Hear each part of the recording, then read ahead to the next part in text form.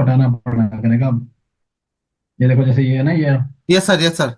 इस वाले बैच के बाद इसको हटा देंगे। हाँ, ये मेरे अभी निगाह गई इसमें। एक न होल्ड करो।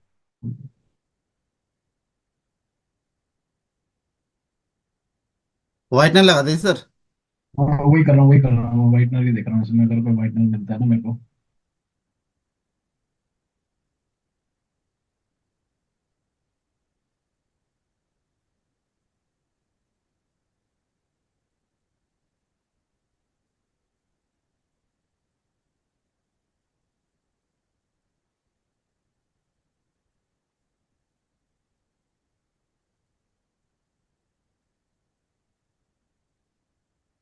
हो गया ना?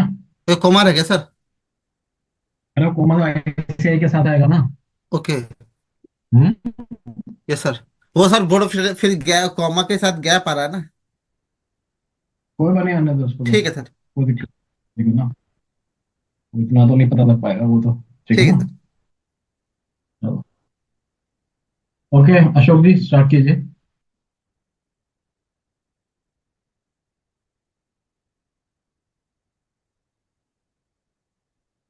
Recording in progress. Good morning friends, good morning students.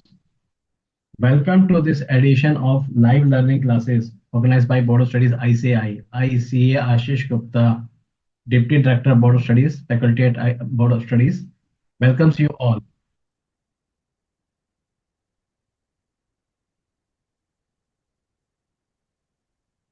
Ashok ji आप म्यूट पे आइए please. Welcomes you all in this session. In today's topic, the international financial management. This is chapter number 11 of your ICA study material. Now, student, it is one of the very important chapter from practical as well as from examination point of view. Now, in this chapter is also called, the topic is also called multinational financial management. So, why it is called multinational financial management? Why it is called international financial management? In today's class, we shall start with our introduction. Then we shall proceed to question solving. Okay, student, welcome you all.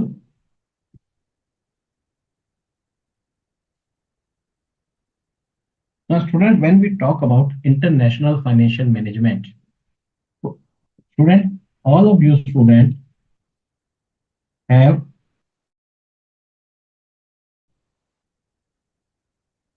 we have discussed almost all topics of you can say when we were in intermediate. So there you have studied the topic of financial management. Okay. Now here, when we were talking about the topic of foreign exchange exposure risk management, that the earlier chapter, that is chapter number 10. Now, international financial management is basically combination of, we can say it is a combination of these two topics, financial management plus foreign exchange. Why? Because now there's a time, there was used to be earlier time when oriented, or you can say globally dominating, locally or dominating. But today's world, the every country, a company say a country is in country A, they may be establishing their plant or production facility in country B, okay, and they are raising the funds from the company C, and even the selling the product in company in country D. So there can be n number of possibilities there. Accordingly, when we talk about the global multinational financial management, now they are have crossed the boundaries of their own country. When they are in their own countries, there are no problems. Okay, they can manage everything at their own because there are no such, because they are well versed with the regulations. Now, once they cross the border, it starts there are many issues starts coming in their you can say in their operation. Now, first of the risk that is normally faced by the company, that is foreign exchange risk. Because in our earlier discussion on the topic of foreign exchange exposure and risk management, we have observed that there are many issues in the foreign exchange. Okay, volatility issues are there. So we have seen the how we can hedging, do the hedging, etc. Now, next is there are regulations, or we can say there are some kind of a political risk also, because every countries have their own capital political structure, and they are likely to be somewhere change very drastically. There suddenly there may be a change, so this also poses a risk. Okay, then there is another aspect,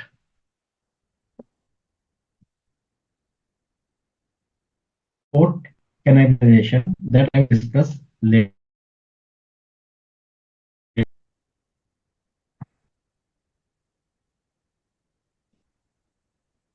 That I will explain you today. So I am just starting with what are the basics. Okay, student. So let us see further. Students are saying good morning. Shanish, good morning, beta. Mansha, good morning. Muhammad, good morning, beta. Shruti, good morning, beta. Now, when we talk about financial management, of course,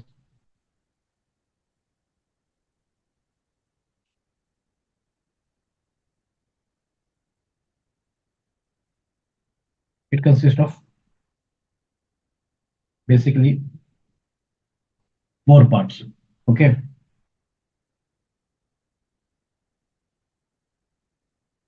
how to raise funds.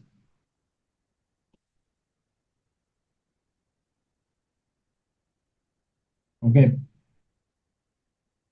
capital budgeting.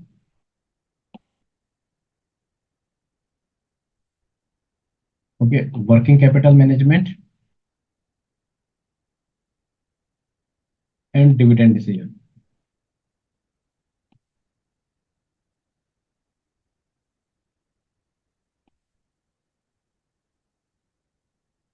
Here, when we talk about raising of the funds, now when we cross the boundaries, now today's earlier in our traditional financial management, we were discussing equity, debenture, preference shares, and retained earnings. But once we talk about the raising of the finance in the international context, then the topic of ADR, GDRs, foreign currency convertible bonds, okay, then there is euro issues. So all this come into the picture. Okay, normally theoretical aspect has been covered in our study material, as well as some one or two numericals are there that we will discuss. Okay, then there is another issue, capital budgeting. This is called multinational capital budgeting. Now, when we have discussed the capital budgeting in financial management, we were assuming our currency of evaluation or country currency of the computation is rupees. Okay, we are concentrating on the same. Now here the another aspect of foreign exchange will also come into the picture, and very importantly here the topic of purchasing power parity and interest rate parity will come into the picture also. Why? Because from there, because we have parity theories we have discussed in the earlier classes. Okay, parity theory we have discussed in the earlier classes. So here we shall discuss, 1 second.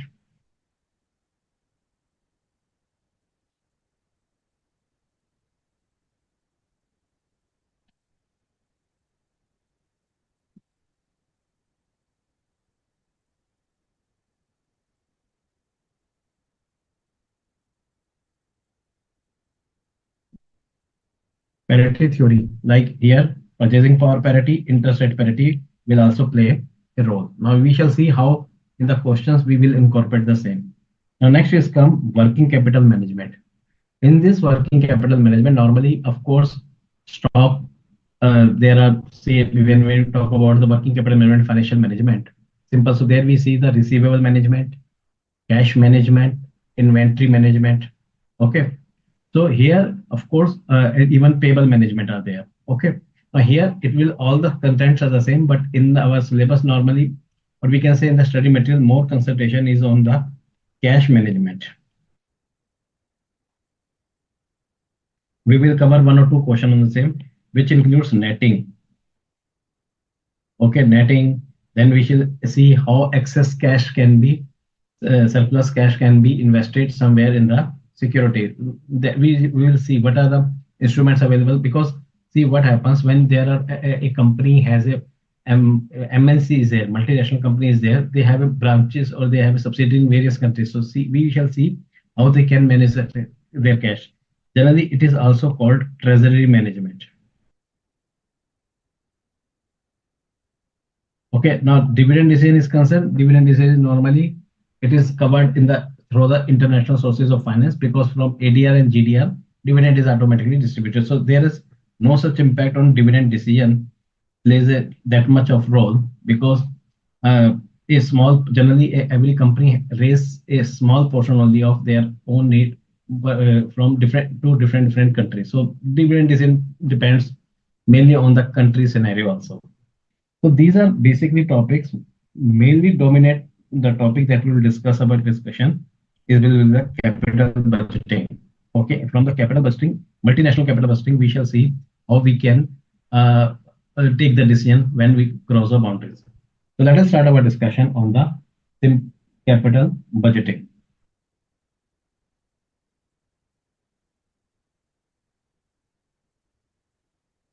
Now, when we talk about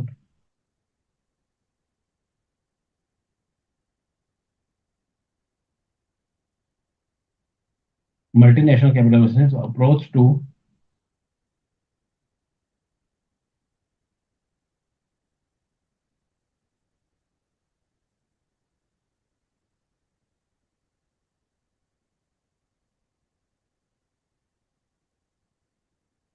okay, so there are basically two approaches.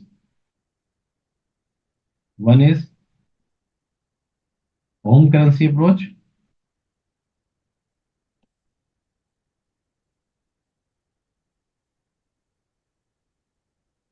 Another is foreign currency approach.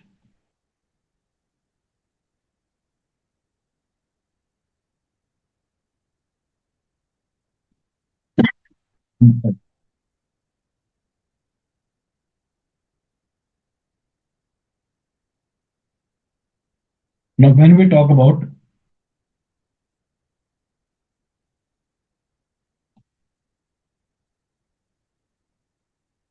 home currency approach,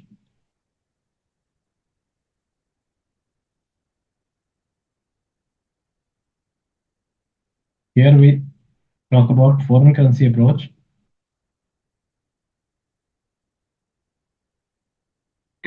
Let us see how we proceed.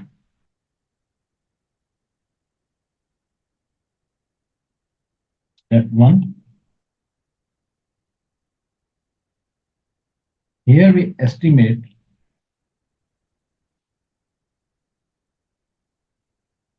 cash flows in home currency. Okay, then in step two,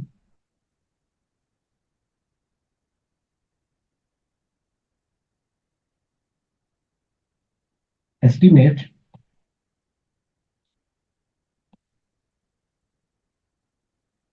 future exchange rates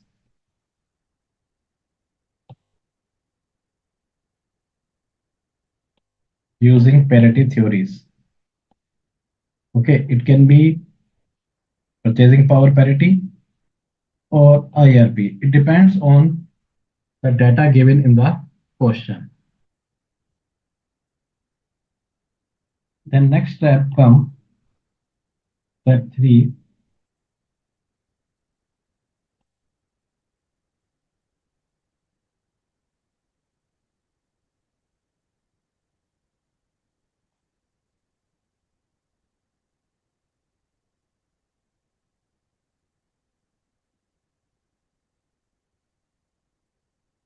convert this foreign exchange cash flows into home currency.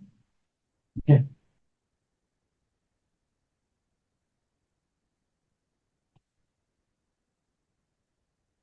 Then discount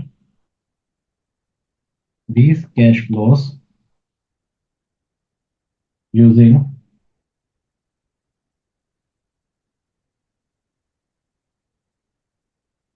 domestic required rate of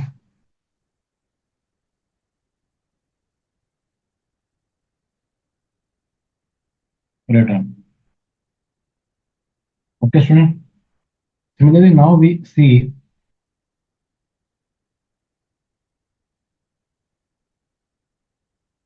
this was our home currency approach. Now we shall see the steps in the foreign currency approach. This approach also involves four steps.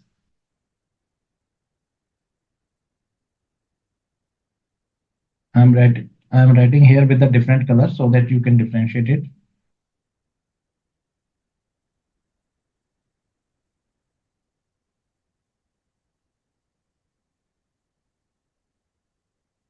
I hope it is visible. In case if there is an issue, please do let me know.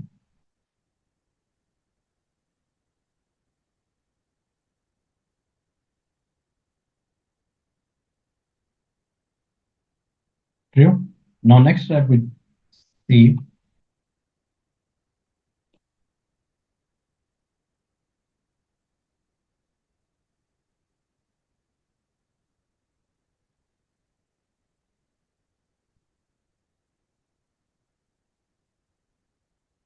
convert domestic required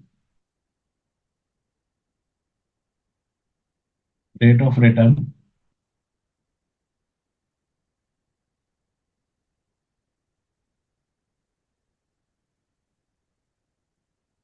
to foreign required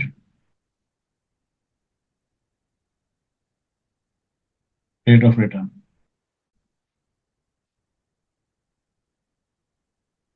Okay, then step 3, discount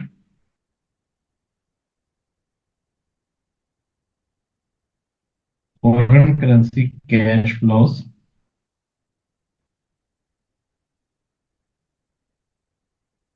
okay, using discount rate computed in step 2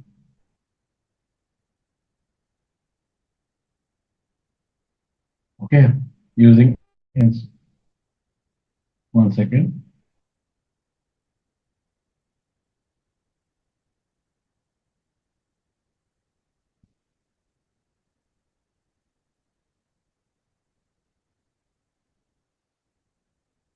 Using in step 2 and compute an NPV. Okay, last step, step 4, convert NPV that is converted in that is computed in step 3 to domestic currency using. Now it is very important. Here you have to pay attention. I am writing it with the red spot rate. Okay, student. So now it is this is the very important. We have to convert it at a spot rate. Now when we shall solve the question, you will understand what is how we compute the use the this approach in capital budgeting decision. So this approach this is generally used in a very simple capital budgeting decisions. Okay, and because generally what happens, the answer, whatever the answer we will compute, nearby the answer will be the same, except only a minor difference of rounding of difference only there. Okay, student. So I think it will be better if we start solving first question of our assignment. Then you will see what are the. Then you will come to know how we can this approach is used. Okay, student. Now let us see how we solve the use this question in solving the questions. Now I am coming to the question number one of your assignment. Student, there is slight correction. Just I start reading the question. DK Limited is considering an investment proposal in Sri Lanka involving an initial investment of Lankan rupees 25 billion. The current spot exchange rate is INR Lankan rupees 037 means 1 INR 1 Lankan rupees is equal to this much of see here it means LKR 0.37. Okay, sorry, my mistake.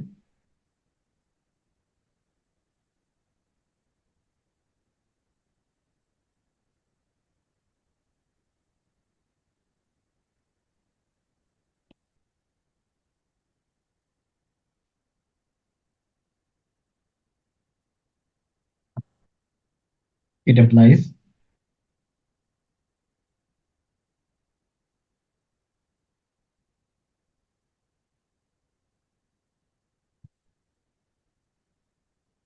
Okay, student. I think my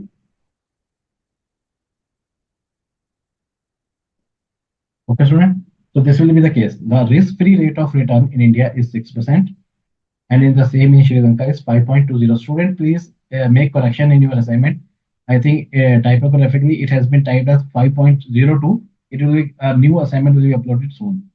Okay, the project will generate a cash flow of Lankan 5 billion in the first year.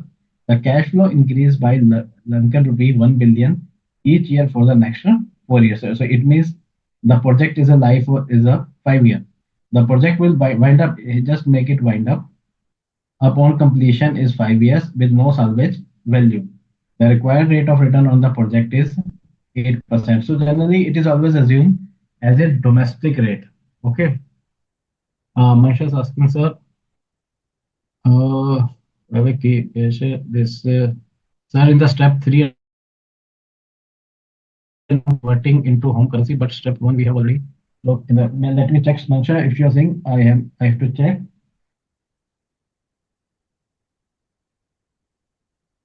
Maybe my mistake, student. Let me check. Manisha have pointed out. Let me check the same. Yes, Manisha, you are correct, beta. Sorry, students. Manisha, you are correct, beta. It should be.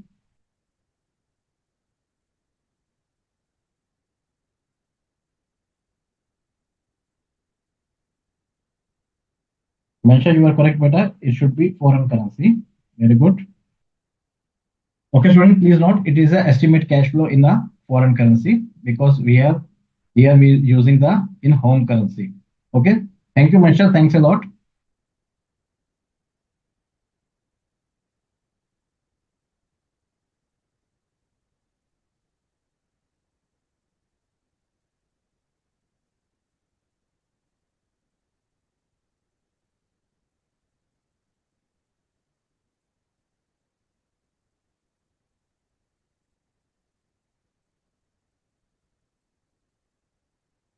1 second.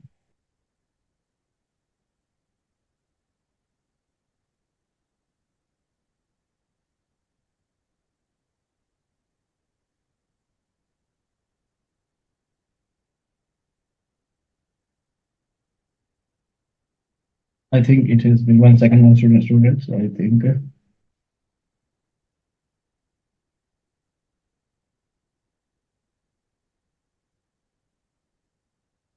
Student, 1 second, you have to hold for some 2 minutes.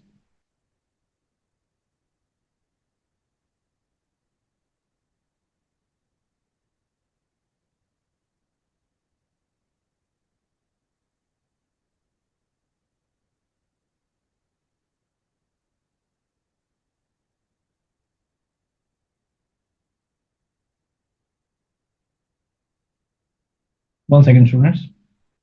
I think there are some issues in my calculation.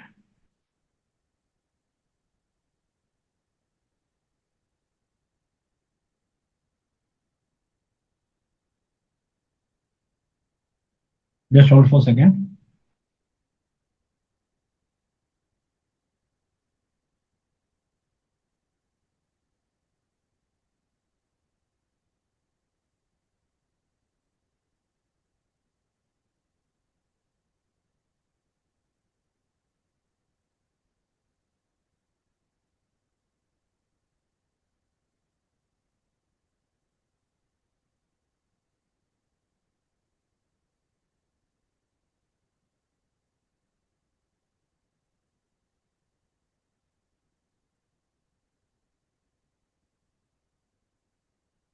Just a minute, student.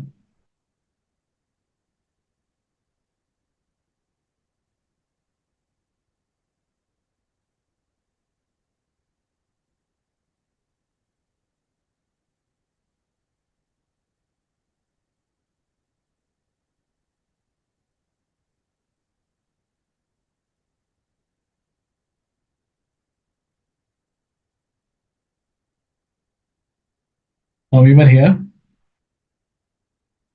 Okay, student. So we have discussed the question. The contract will wind up in will be with no salvage value. The required rate of return is 8%. So I was discussing this 8% is basically domestic capital rate of return. Okay. Now here you are required to find the investment worth of today project by home currency approach and foreign currency approach. Compare the outcome under the both approaches. Okay. Now let us start solving the question. Sri Lanka, is it, sir, Guruda, it is a better 5.2%. Please note it.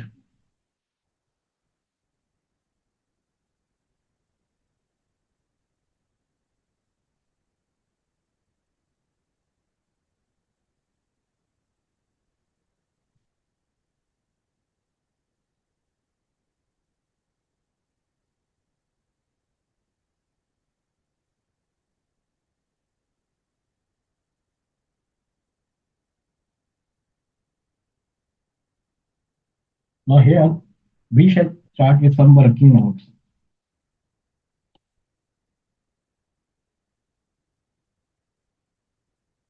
Whenever it says home currency approach, so we have to calculate first the relevant exchange rate, future exchange rate. So first working note is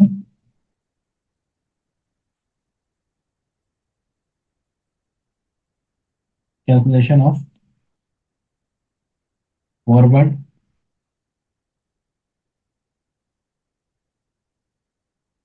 exchange rates.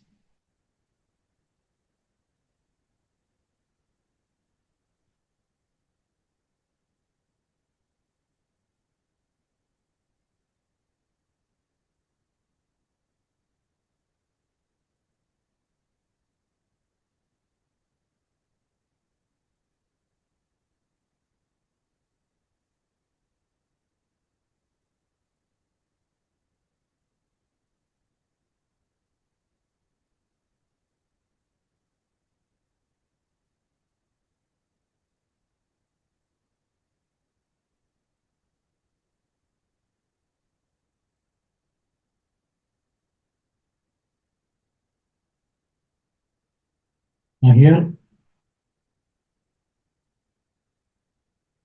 we can say end of year, or we can simply say year. Okay, rupees. Then what will be our per Lankan rupees the rate? Okay, beta. Now let us see in the first year. Now today's spot rate is 0.37 Lankan rupees rupee per Lankan rupees. Okay, rupees 0.37. Here spot rate is this, that is rupees 0.37 per Lankan rupees. So this is for the period spot zero. This is the year one, no, zero.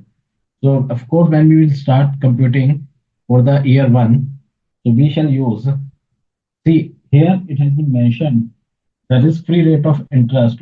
It is a uh, 6%. That is 6% in India, and same is Sri Lanka is 5.20. Okay, student. So let us start see what will be the rates. Okay.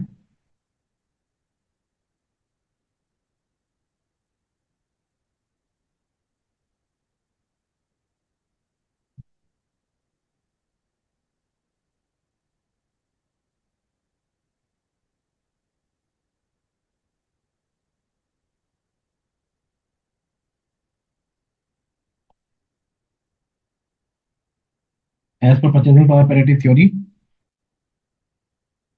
now since it is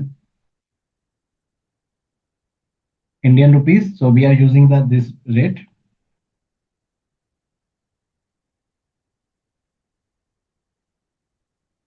Okay. So the rate will be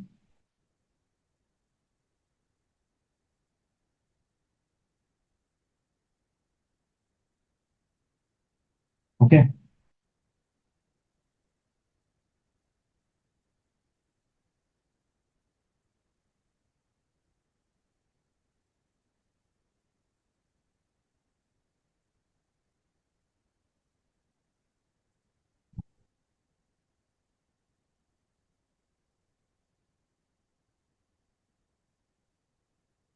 Okay, student.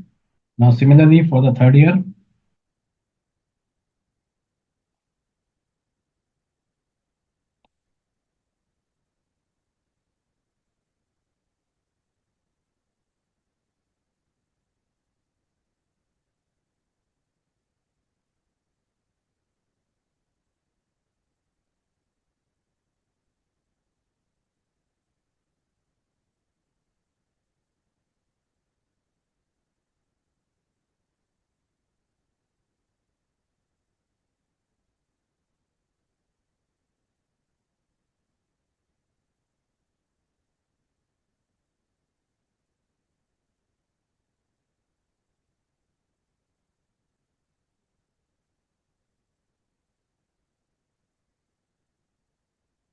Okay, student.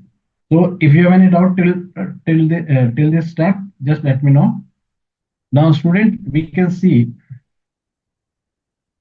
we have computed the interest rate forward rates. Okay, now we move further.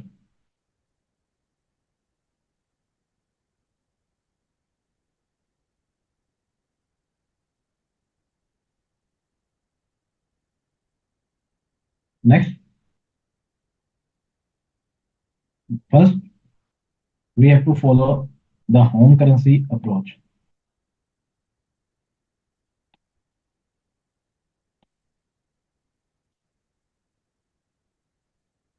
Okay, student. Now let us see how we compute the answer.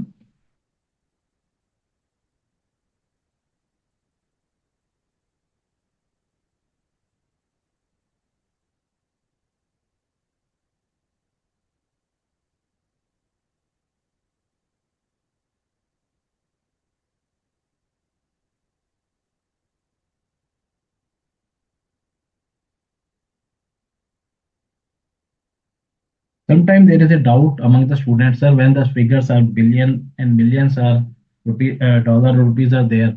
So whether we should open this figure or we write the exact figures. My suggestion to you, unless and until something has been mentioned in the question, you can continue to present your answer in the denomination or in the units that has been given in the question. Now here the question in the question it has been given in the billion, so we shall continue to solve the answer in billion.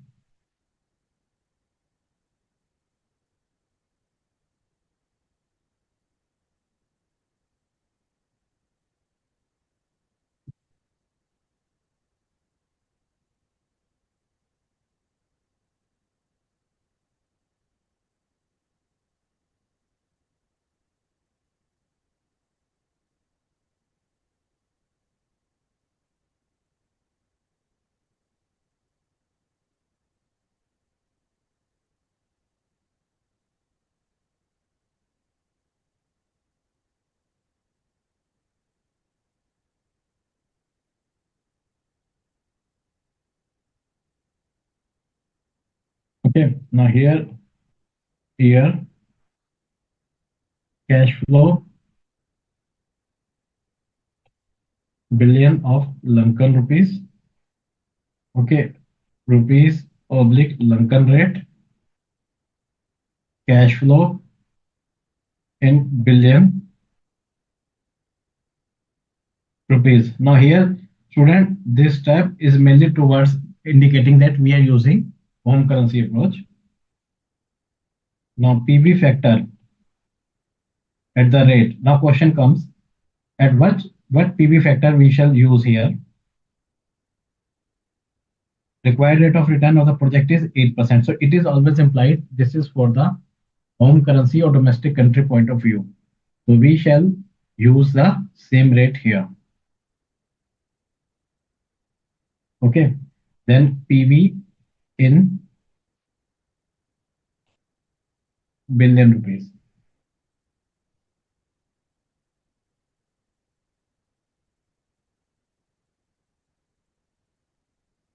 Okay, student. Now here it says in the first year the cash inflow will be 5, then it will increase by 1 billion each year, 7, 8, 9. Okay, student. Now similarly, Lankan rupees, we have computed the forward rates. We shall use here. We have computed here forward rates. So all rates will be used here.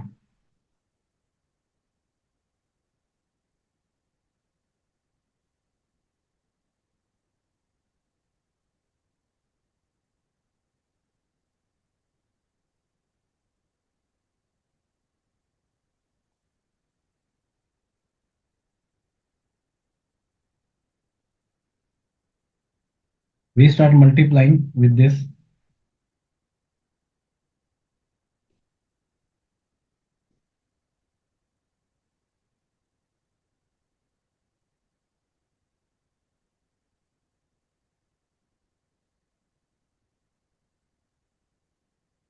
Student, if please check factors has been given to us in the question.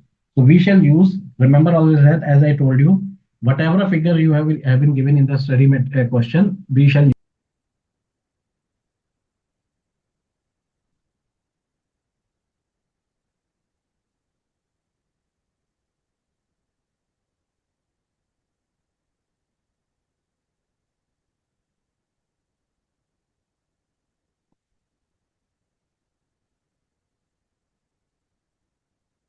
Okay, we start multiplying.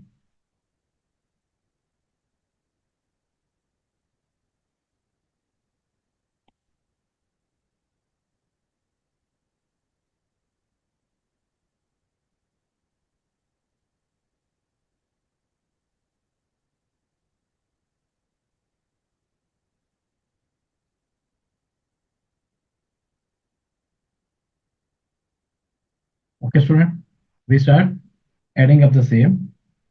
Okay, the total comes.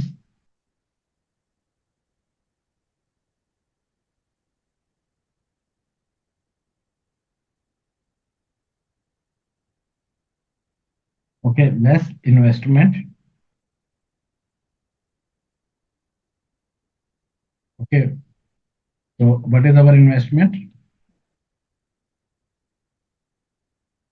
It is basically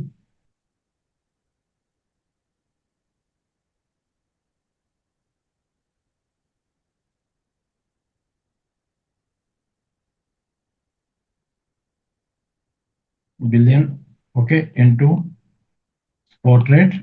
Because we are using the home currency, the amount comes.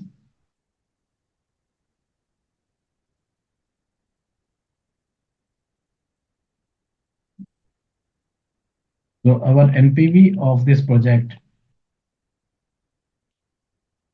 in Indian rupees is 1.1216 billion. Okay, this was simply our approach of home currency. Now let us see how we compute in foreign currency approach. Okay. Now, when we talk about foreign currency approach,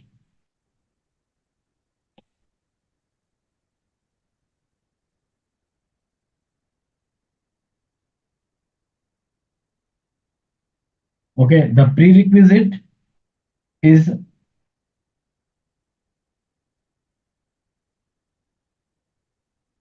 the foreign discounting rate.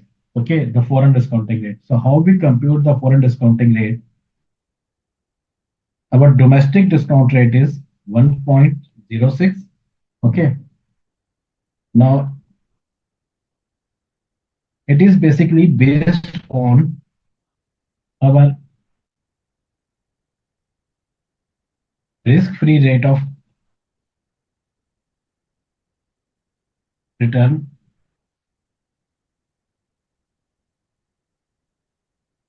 in India. Okay, so first we compute what is there, we can say risk premium for the project, because we have to compute risk premium. So what we do, we say like that 1.06. Okay, this is risk-free rate of return in India plus 1.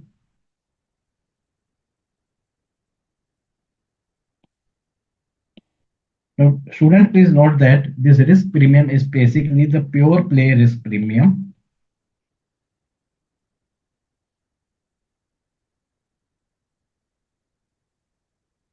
of the project.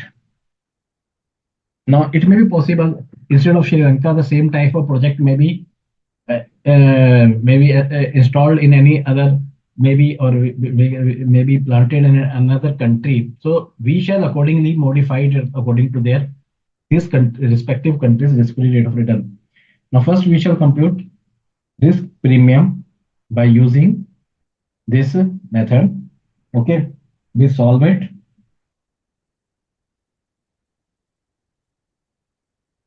and the risk premium figure comes,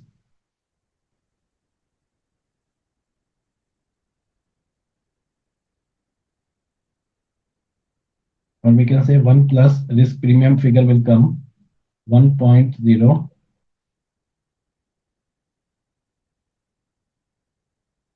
Okay, now when this figure is come, we compute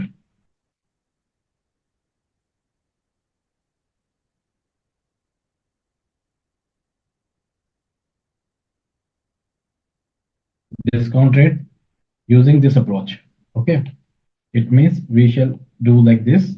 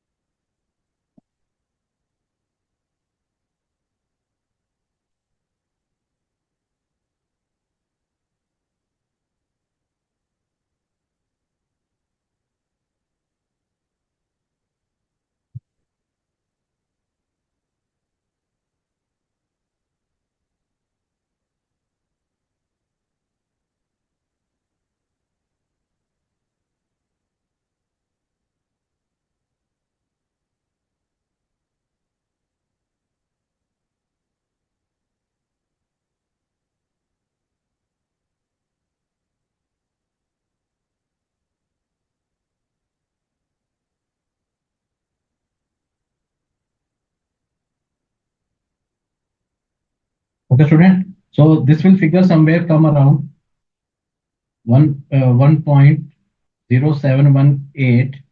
So it will say somewhere around 7.18%. But student, please note that since in the question we have been given the PV factor around 7%, so we consider the same, because in the PV factor table we have been given 7%, so accordingly we approximately assume the same.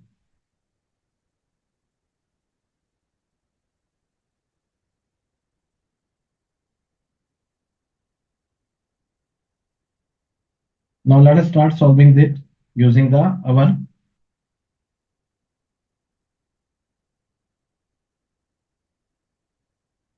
foreign currency approach.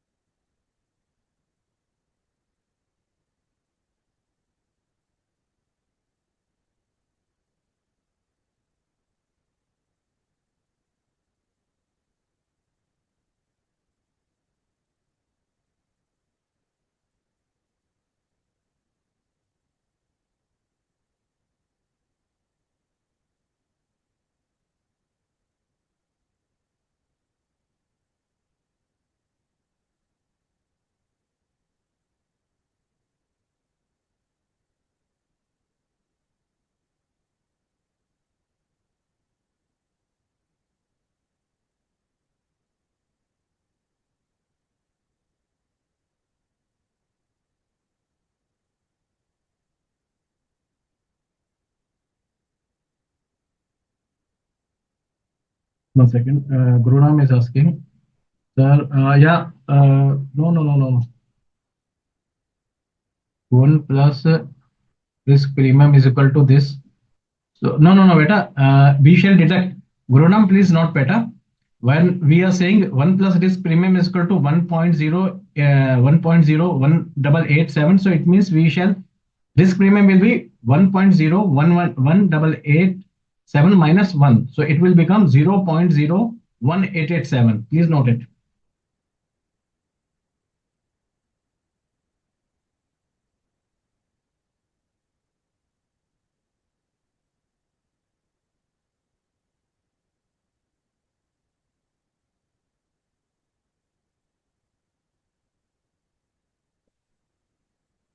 Okay, student. So now we shall compute start using in billion Lankan rupees.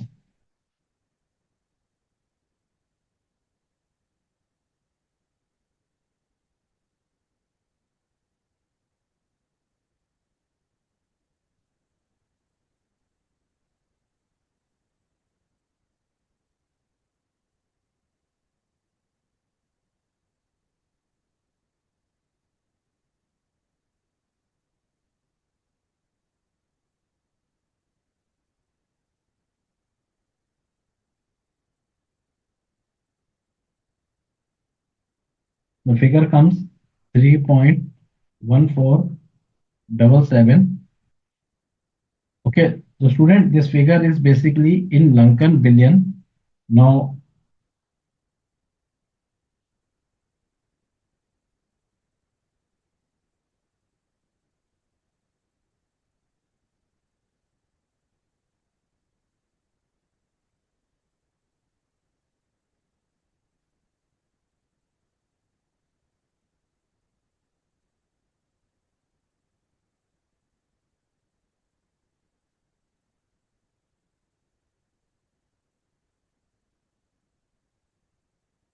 now student, we can see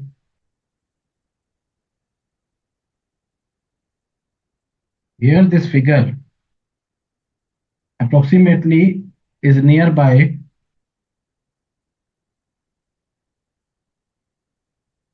The answer will be near the same.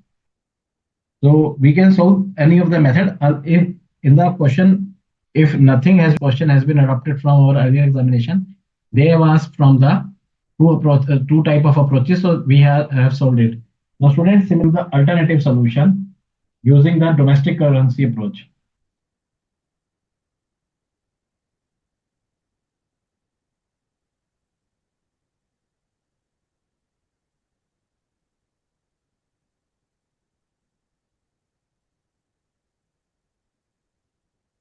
One second.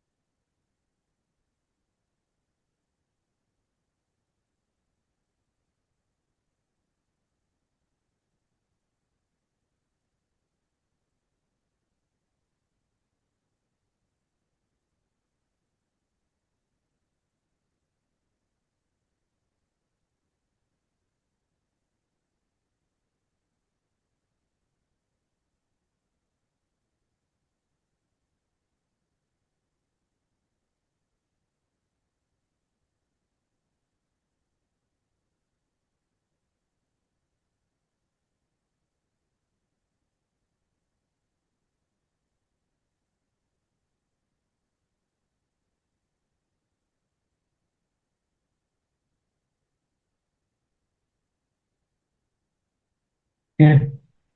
So first we shall compute the rates. Okay. So year 1, 2, 3, 4, and 5.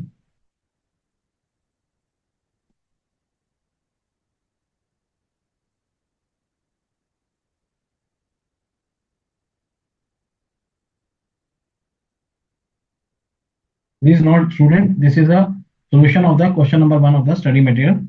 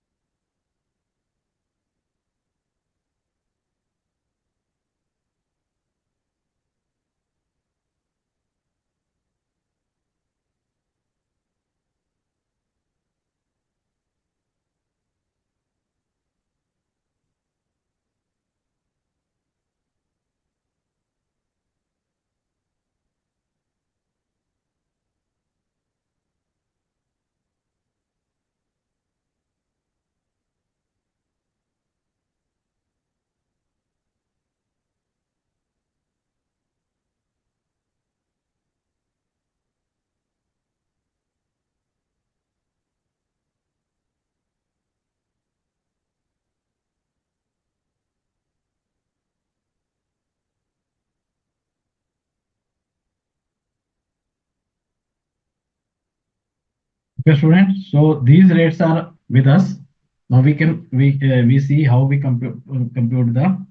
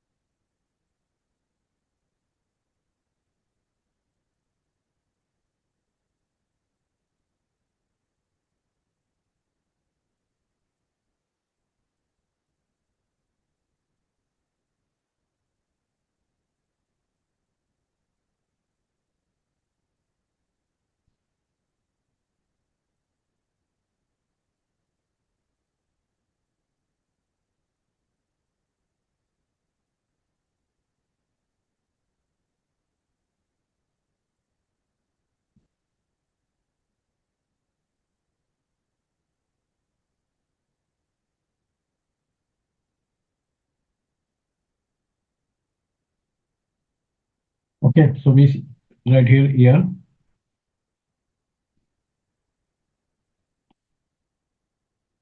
Okay, rates are with us.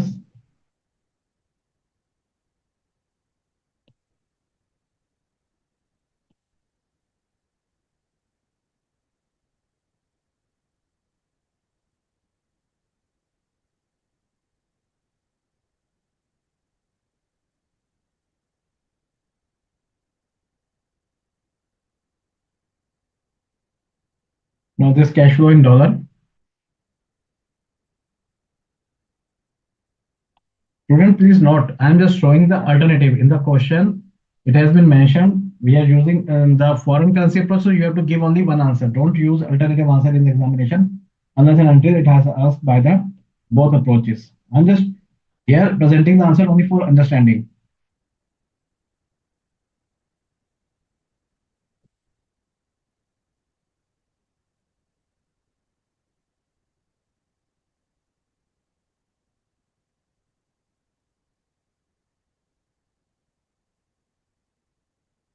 Cash flow in Indian rupees.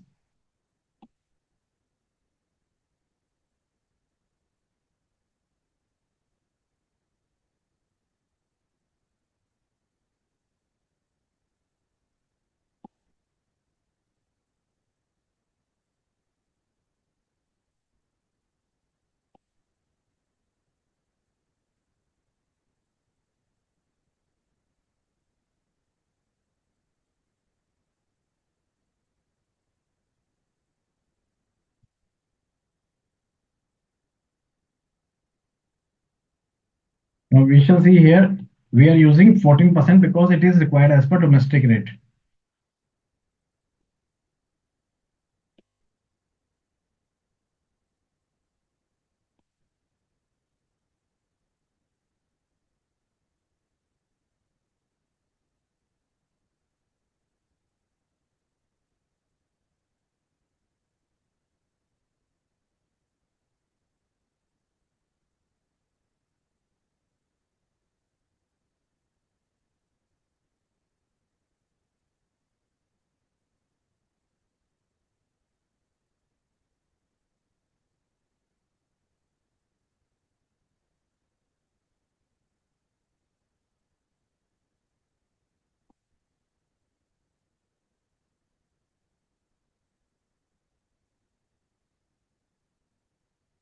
Okay, student, the total comes in Indian rupees 57,92650. Okay, now less initial investment.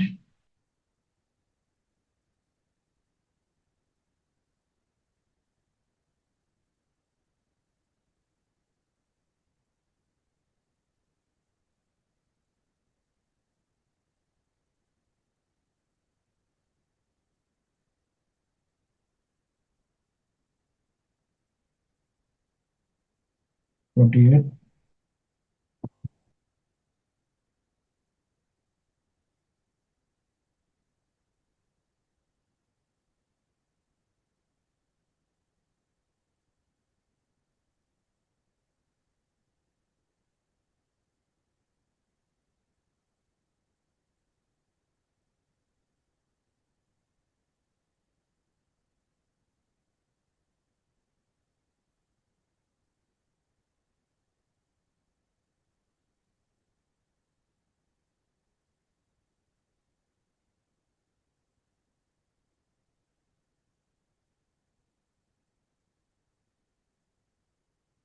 I think as the initial investment, let me check, student, from the study material. Why is checking?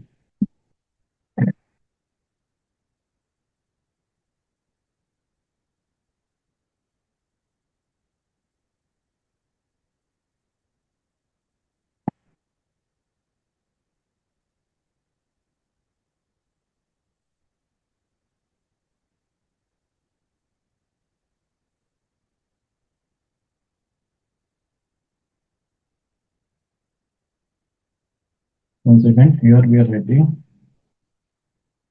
10 million. Okay, one second, student. The spot rate is 48.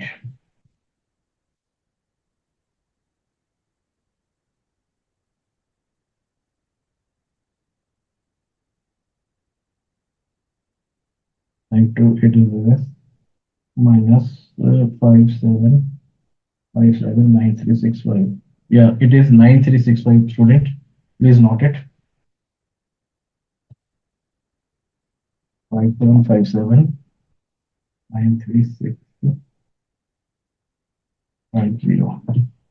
Yeah, the answer will be 47793650. So somewhere it will be approximate 47 rupees 9 million. Okay, student. Manisha is asking, sir, in number third column, cash flow in home currency. Let me check better.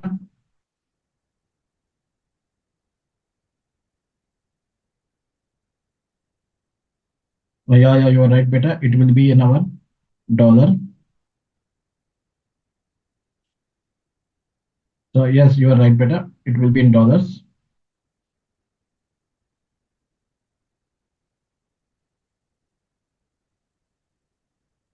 Okay, Manisha. Thank you. Thanks a lot. It will be in dollars. Okay, we shall multiply, then it will come into the Indian rupees.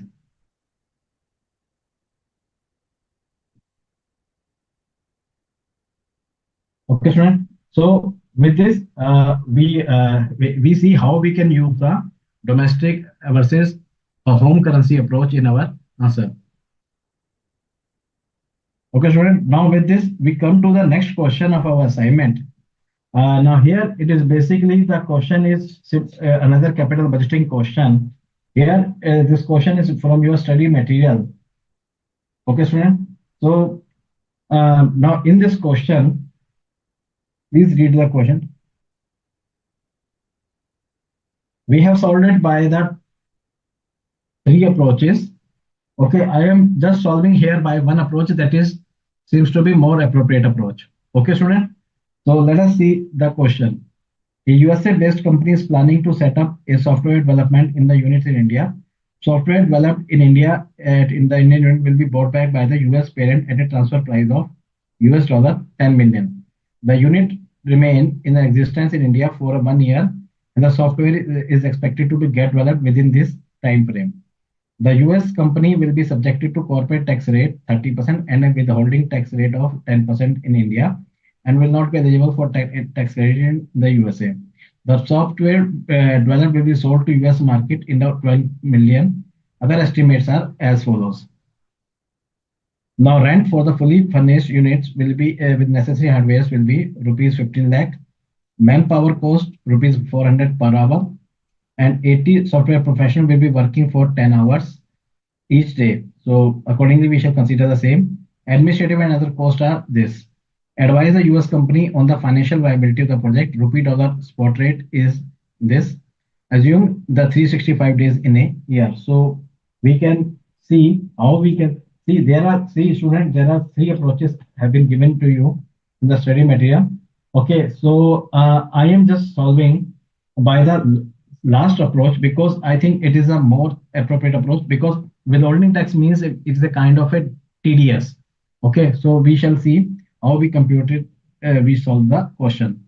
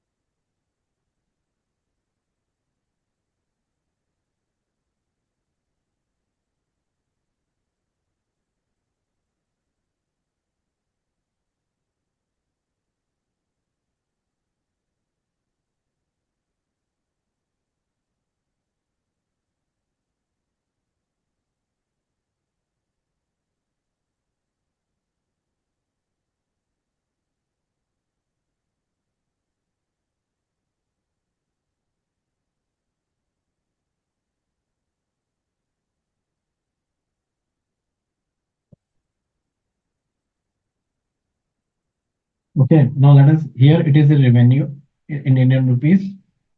Okay, revenue since it will be bought back at $1 million, $10 million.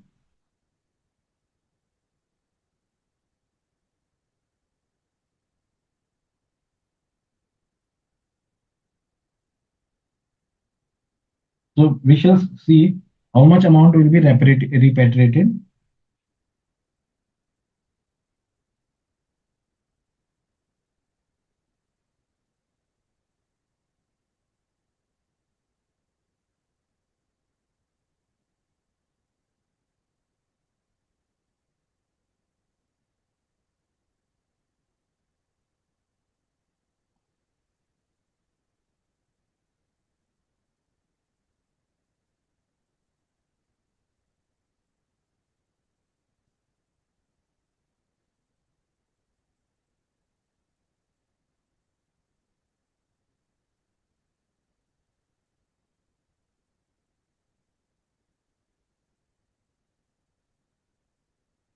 Okay, manpower cost is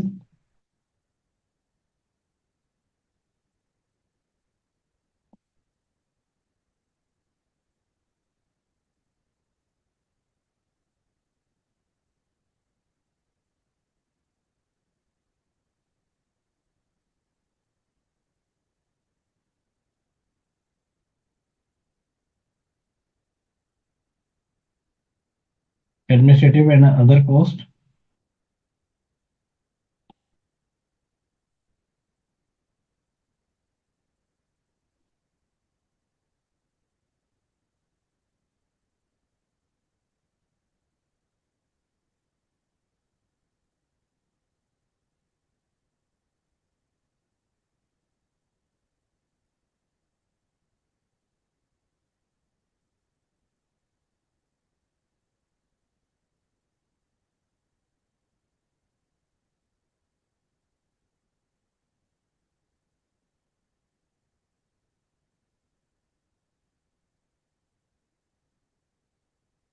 So this will be our earning before interest and tax.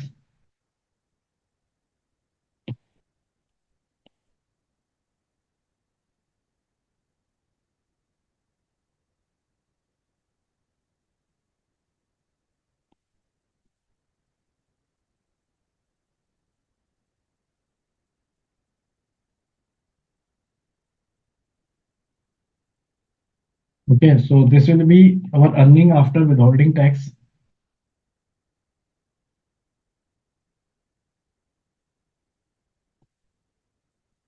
less corporation tax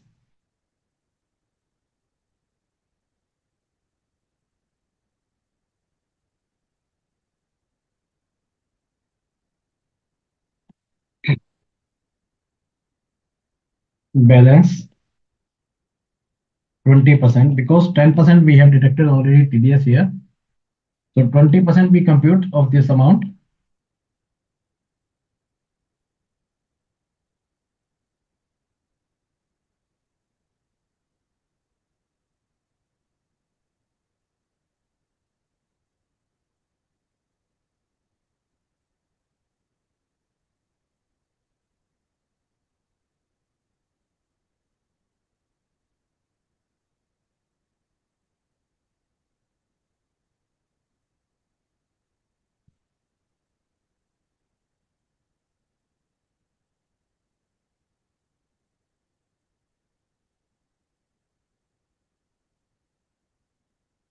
So this will be the amount to be repatriated.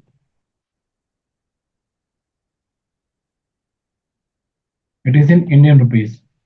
Accordingly, we can compute amount to be repatriated in dollars. Okay, we divide this amount by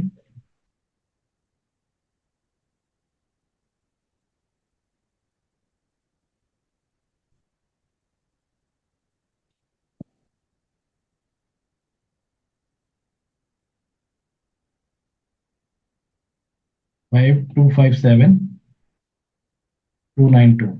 Just let me rewrite it again.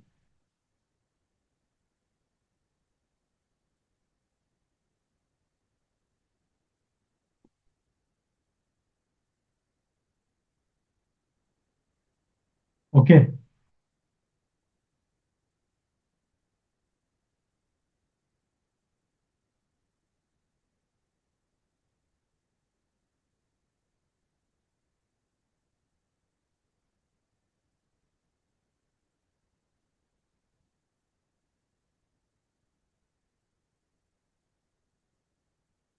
Now, since it is expected to sell the software outside India at 12 million, so yes, they can go for the project. Yes, Guruna, it will be sold at a 12 million, but see, it is here. We can say that, of course, your argument to some extent is correct. It will be sold at 12 million. But here, whatever the computation we have done here, basically our purpose here is to compute the tax. So basically, this is a transfer pricing case. Now, when it is a transfer pricing case, so see here we are using transfer pricing because we have to compute this all tax figure. If you can do it separately, you can also see that, show that, that is we are getting 12 million. Okay, we are getting, so all these figures you can separately can be shown. It's of course you can show this separately also because it here ultimately they are repatriating some amount also. Ultimately it is costing, we can say somewhere just since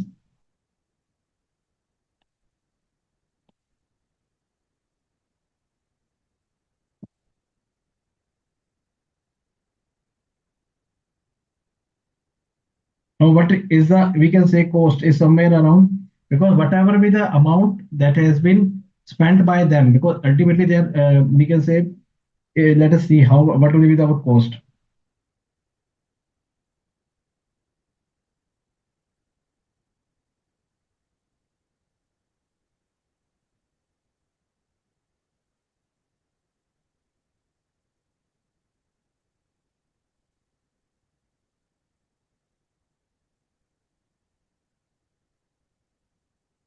Okay, we can do one thing.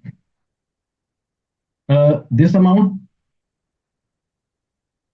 okay, plus our taxation amount, that is this amount and this amount.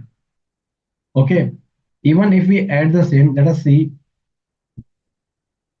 1 second, your argument, I just want to show plus This is clear.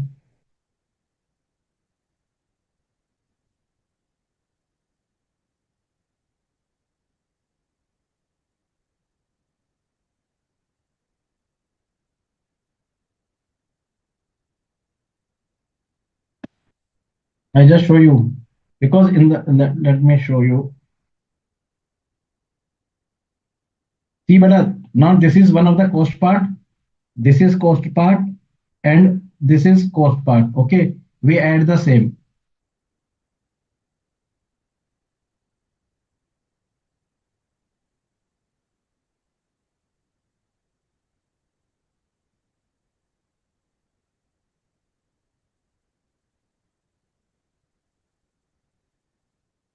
Okay, so cost in India. Okay, it is 11 this much.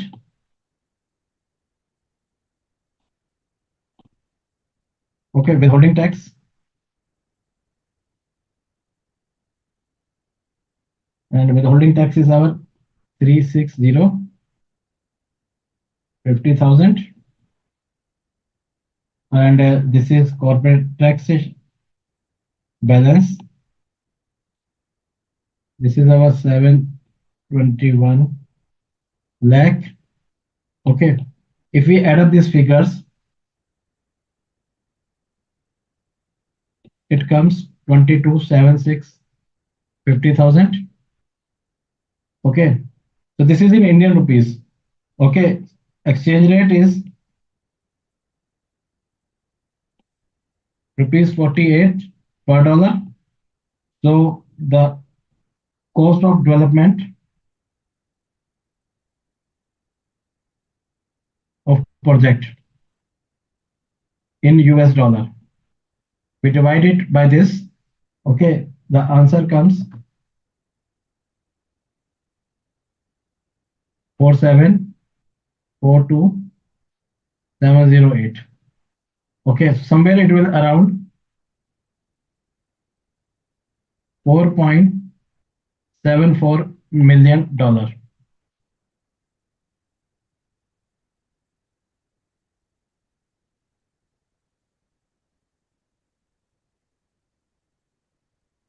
Okay, the figure is coming. So here it is, we can sell in the market.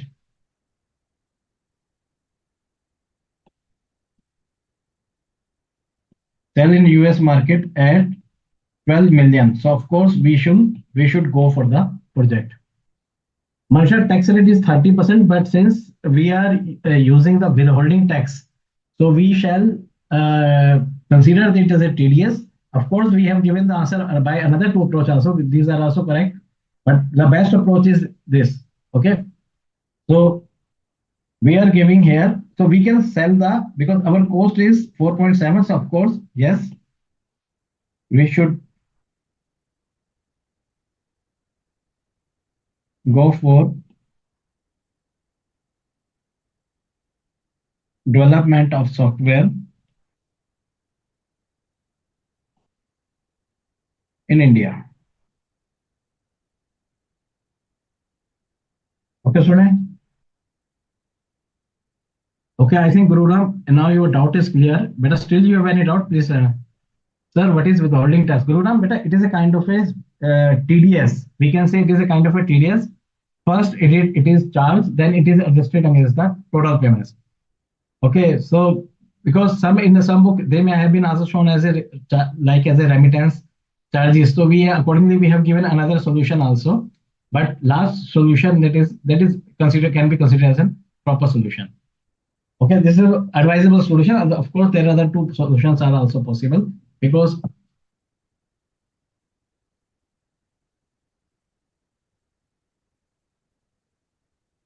okay, student, with this, we are coming to the next question.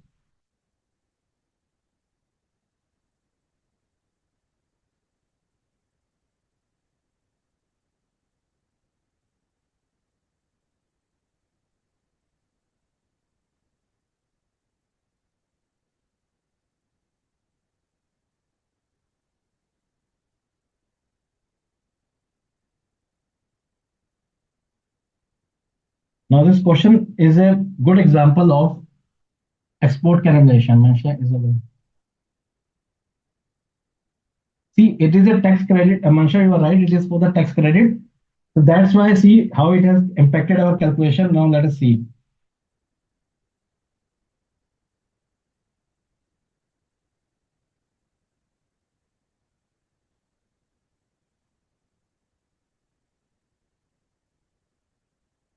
See, when we have deducted 10% here, so when corporate tax rate is 30%, so we shall deduct only 20%, and that 20% will be on this because ultimately the total of these two amount will be 30% of this amount.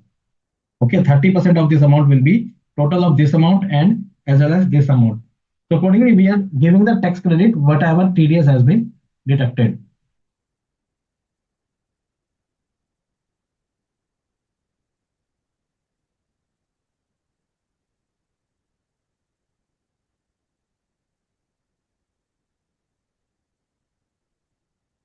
Okay, student, now we are coming to the question number 3.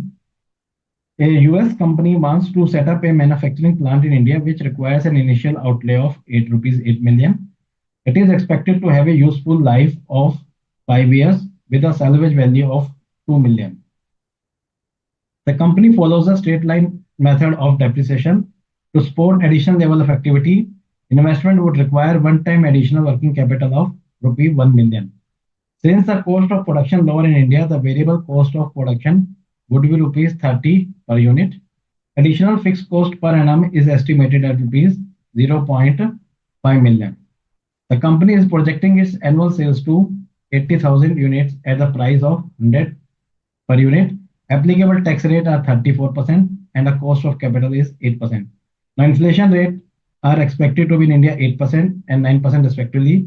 The current exchange rate is 72% dollar in dollar. Assuming that a profit will be repatriated will be every year, there will be no withholding tax. Estimate the net present value of the proposed, evaluate its feasibility.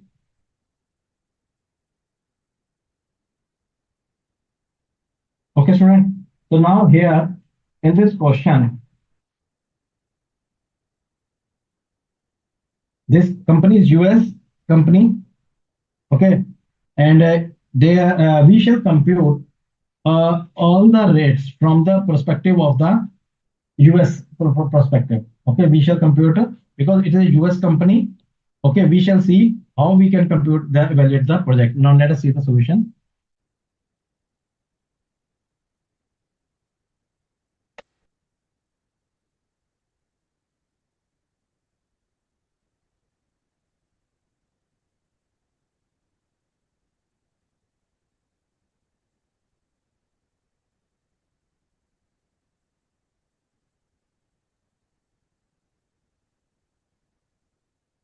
First, we compute the working notes.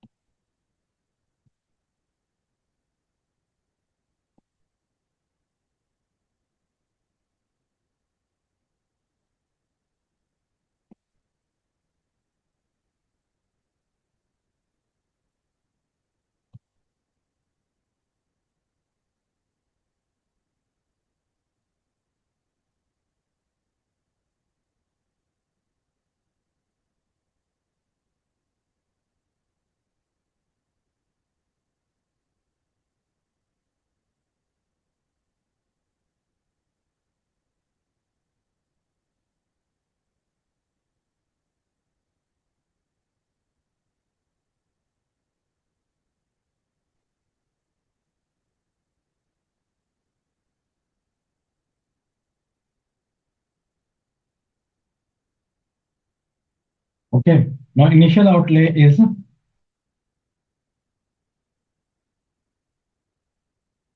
first we can will compute as per Indian rupees.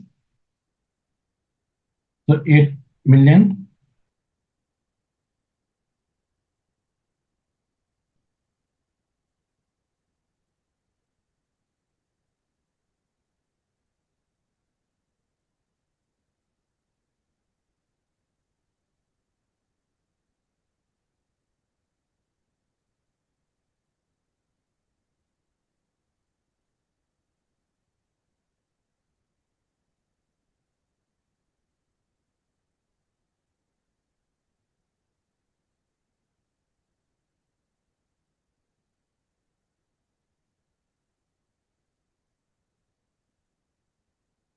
Okay, total.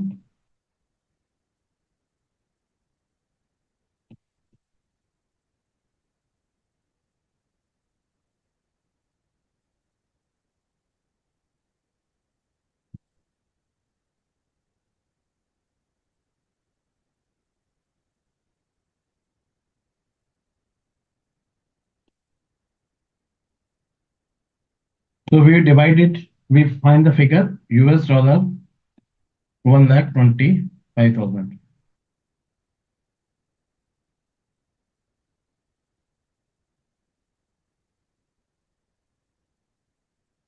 Okay, student. Now we are coming to the next working note.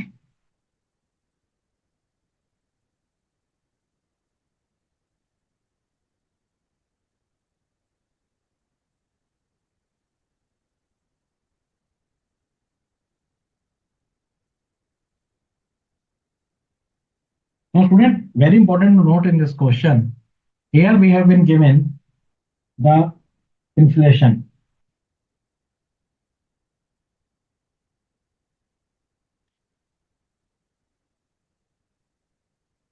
Please see, here we have been given with the inflation. So accordingly, we shall use the same using the purchasing power parity theory. What is the our expected rate of what will be the expected rates, exchange rates?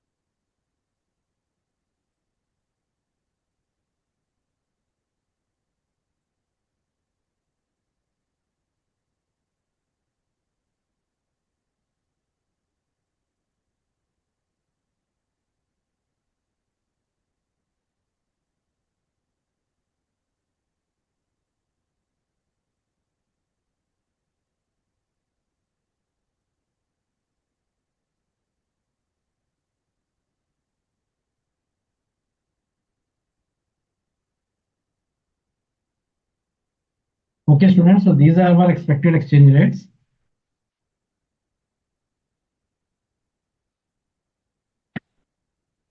Now we compute our annual cash flows.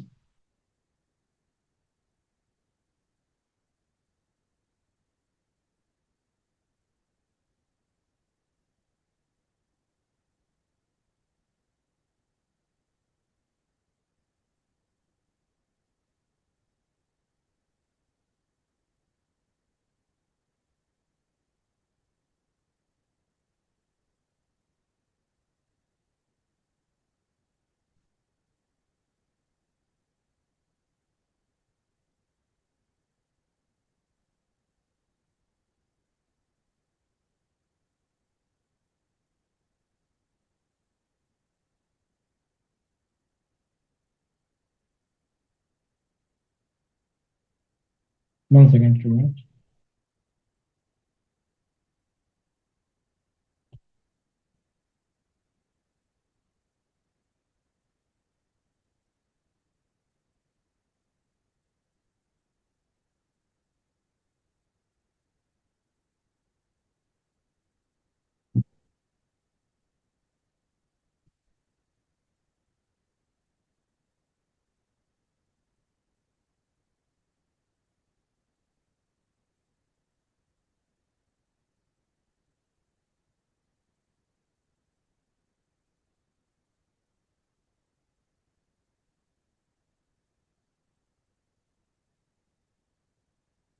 Okay, student, this is particulars.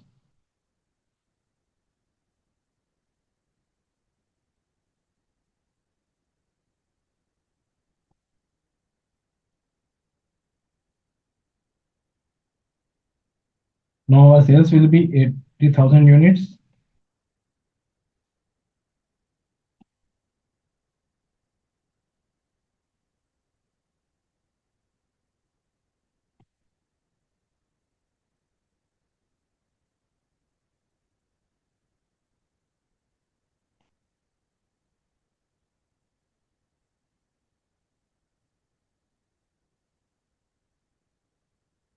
True. Now addition of fixed cost,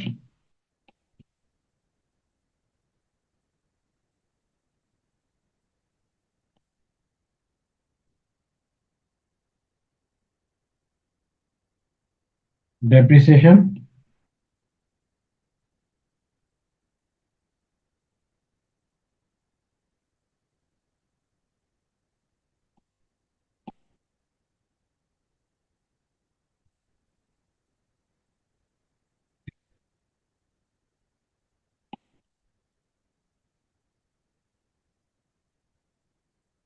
overall, the profit will be before tax, PBT will be.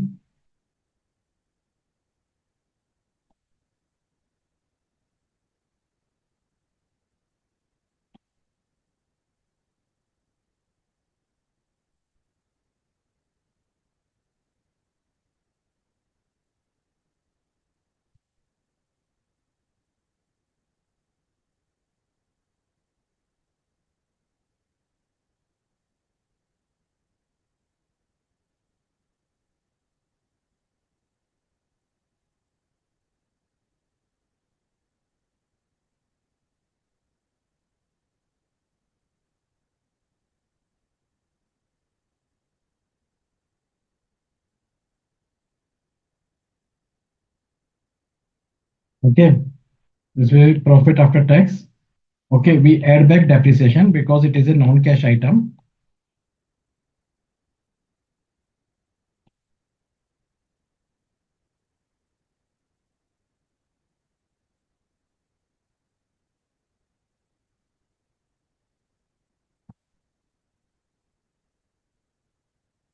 Now in the question it says,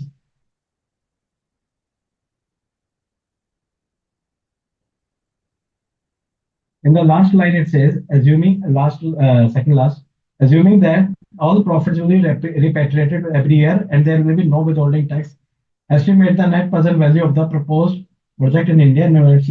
So it means we shall now we shall compute what shall be our annual repatriation amount.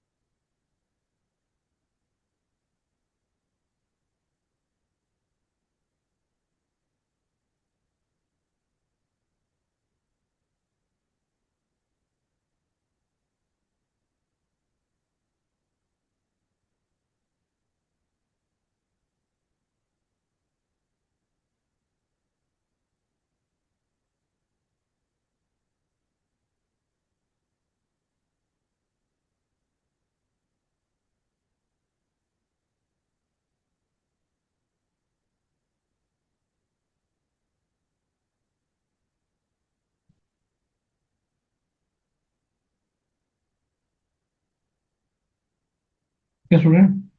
Now let us see what are the figures we shall do here.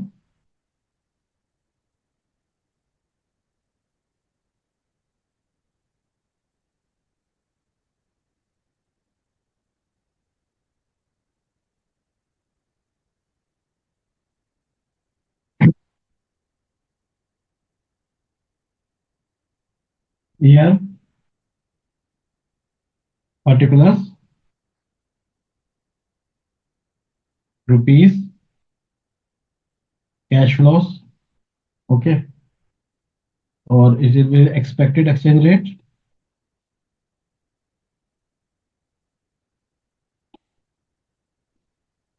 okay, amount repatriated in US dollar. Okay, student. So here 1, 2, 3, 4, 5. Our annual cash flows, it will be the same. Okay, so this will be 74, 30 lakh 74,000 that we have computed here. That this figure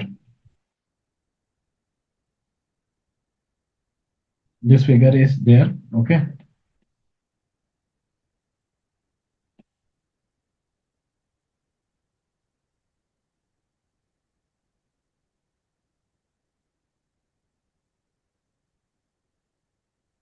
Expected exchange rate are 72.67.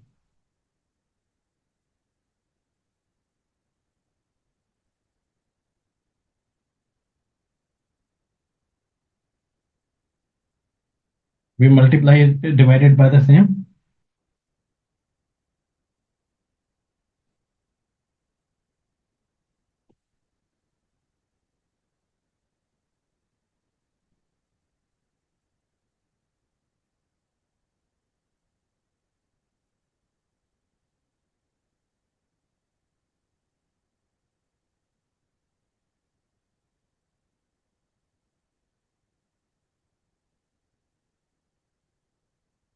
Okay, student. Now here we have completed how much amount will be repatriated. Now, student, I think is a time for a small break. After the break, we shall continue to solve this question because only one working note will be has been left. Then we shall see how we can compute the NPV of this project. Okay, student. Let's have a small break of 5 to 10 minutes. Okay, students.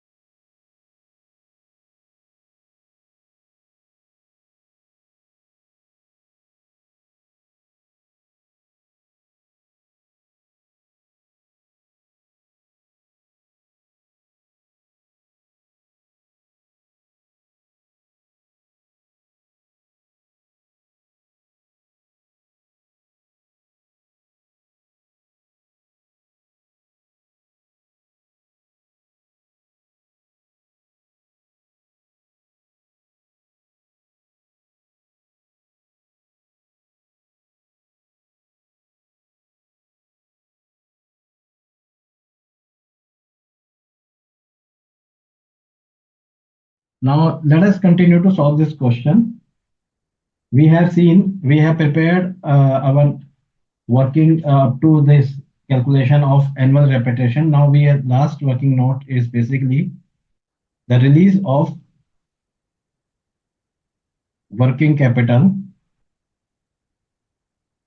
okay, at the end of project.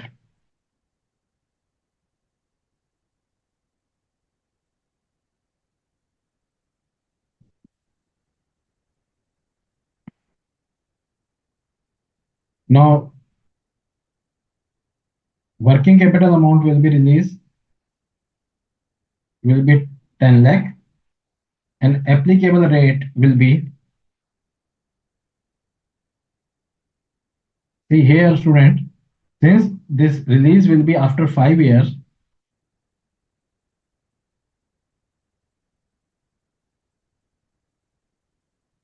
this release will be after 5 years. So accordingly, we shall take this rate.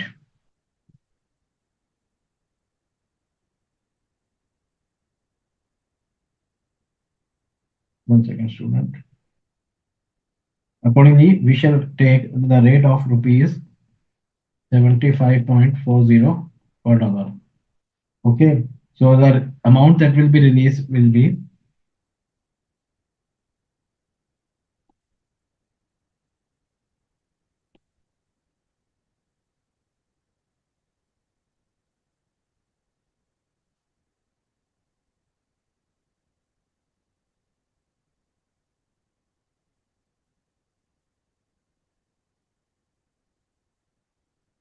okay. As last one more working note, salvage value of the project, same rate we will take. It is rupees 20 lakh.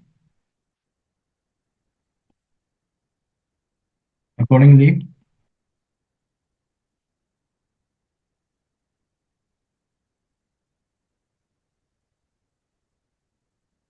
one second, this is US dollar.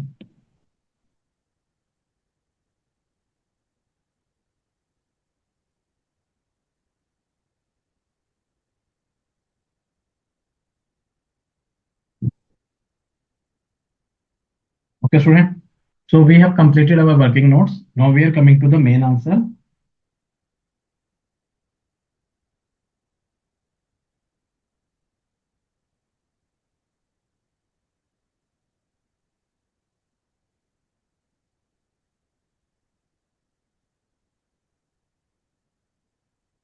Now let us see.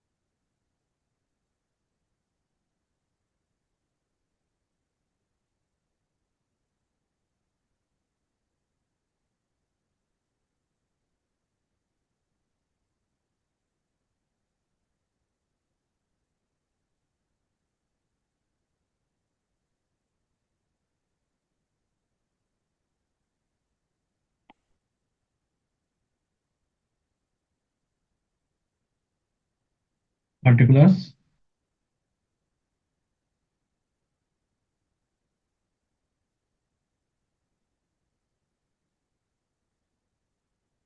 Because it is the discounting rate that we will use because it is a there. Okay, Viraj, good, welcome. Viraj, welcome to the class.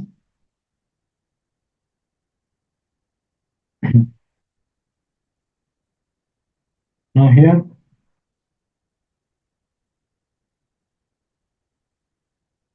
initial outlay.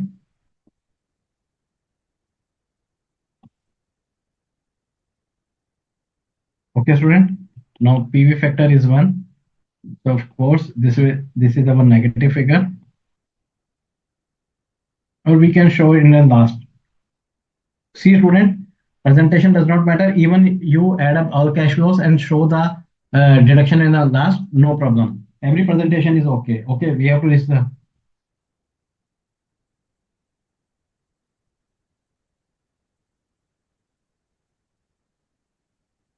Okay, so our cash flows are like, now we shall use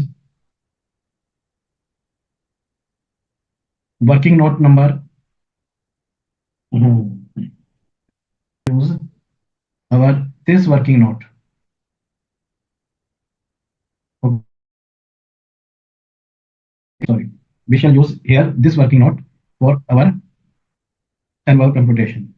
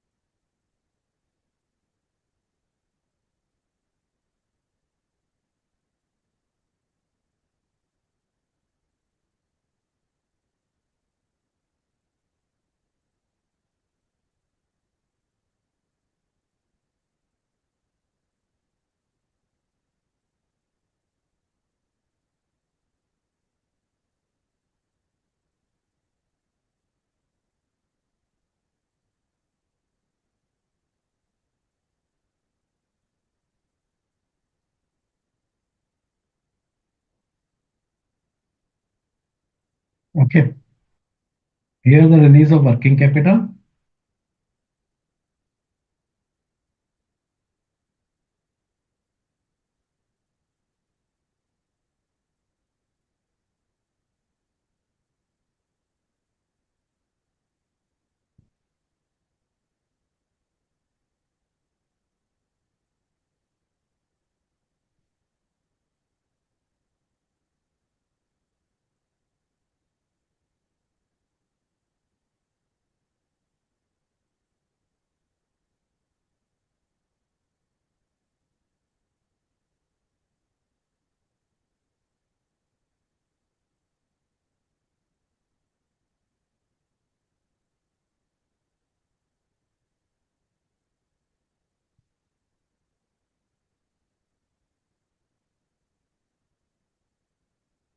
Okay, students, so it will be our net amount will be 105,982.64. Okay, so decision,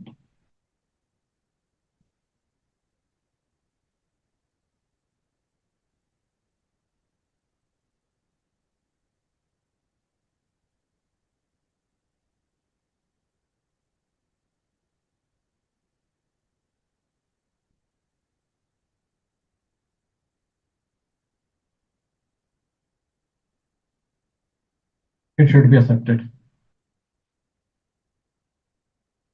Okay, student.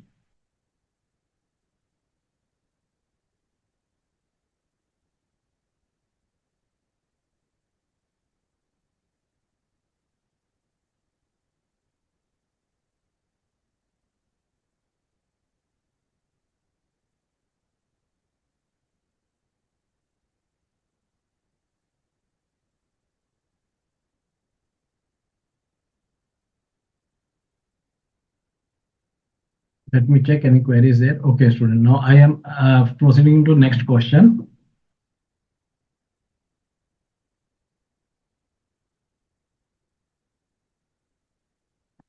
Now, student, questions in this assignment are in addition to your questions in the study material. So, my request to you, please go through remaining questions from your study material very well. Okay, don't leave any question. And in study material, in there are three illustrations. Okay, these are quite big illustration. These are basically based on some case scenario type of situation. So please read these case scenario type of questions carefully, and first you see the solution and understand the solution, because the purpose of this giving the three case studies case scenarios is basically to understand the logic behind this international capital international financial management. Okay, student. So please also do them, but because don't try at your own at first, because there are many nitty-gritties and many points are there. Now, question says like that: a proposed foreign investment involves creation of plant with an annual output of 1 million units. The entire production will be expected exported at a selling price of US dollar 110 per unit. At current level of exchange rate, cost of local production equals to US dollar per unit. US dollar 6 per unit. Dollar is expected to decline by 10 or 15. Okay. The change in the local cost of production probability from the expected current level will be as follows. So it is kind of a, you can say, here it is kind of a mixing of three things. One is capital budgeting, then risk in capital budgeting, then foreign exchange. Okay, so we can see this is a quite good combination of three concepts. Decline in the value of USD, these are scenarios. Reduction in local country, sorry, the change in the local cost production and the probability from the expected current level will be as follows. So as I told you, it is a kind of a risk in capital busting. So decline in the value of USD, reduction in local cost of production. This is this scenario, and these are the respective probability. The total, of course, it is one. The plant at current level of rate of exchange will have a depreciation of USD 1 million annually. Assume local tax rate at 30%. You are required to find out first cash flow after tax under the different scenarios of the exchange rate. Expected value of cash flow assuming no repatriation of the profit. Viability of the investment proposal assuming an initial investment of USD dollar of the plant and working capital of the required rate of return 11% on the investment, and on the basis of cash flow arrived under the option 2. So basically we have to consider the expected values. This is the main point here. Expected value of the cash flow. The cash flow after tax will grow 3% perpetuity. Now it is another concept. Okay, student. Now perpetuity, when it comes to the mind, there is another concept of the valuation.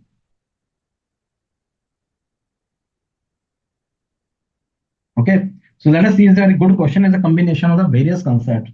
Now this question is very good from the testing the various concepts. So first of all, we see how we approach the question.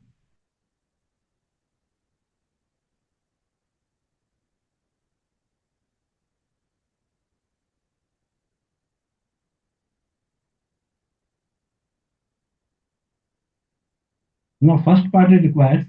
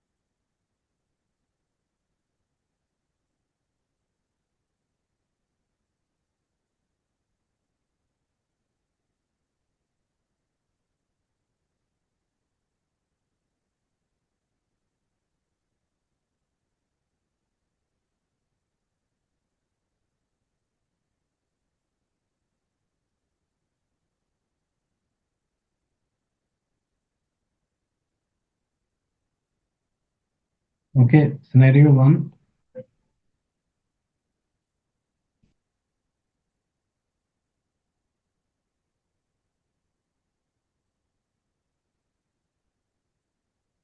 Okay, annual sales. It will be same in all cases. Units. Okay, we write it as a A.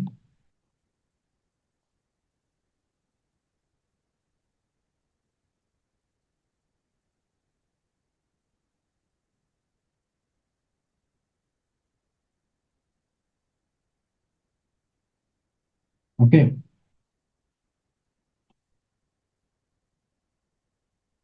selling price per unit.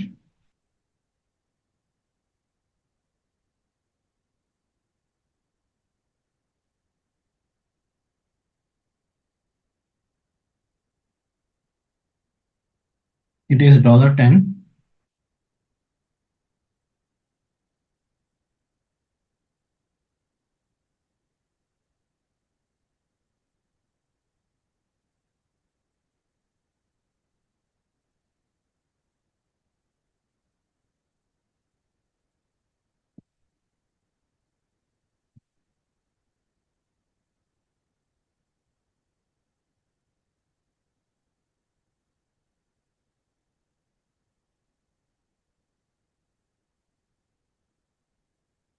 Okay, now cost per unit.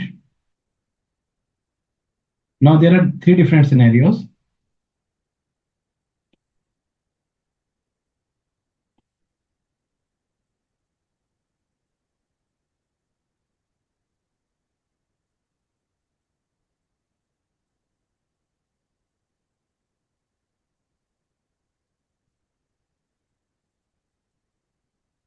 Okay, profit or contribute profit basically. Okay, so it comes 4 per unit.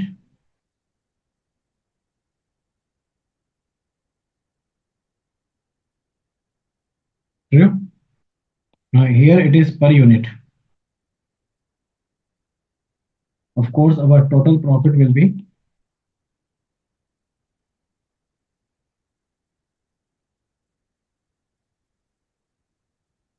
A into B. This multiply by this.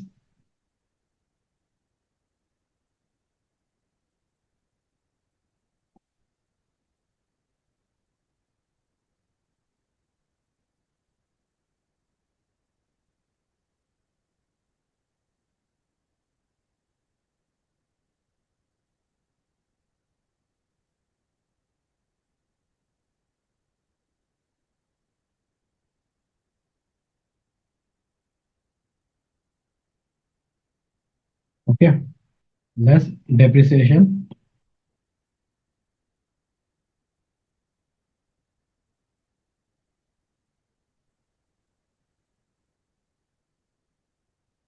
Okay, now let us see the scenarios.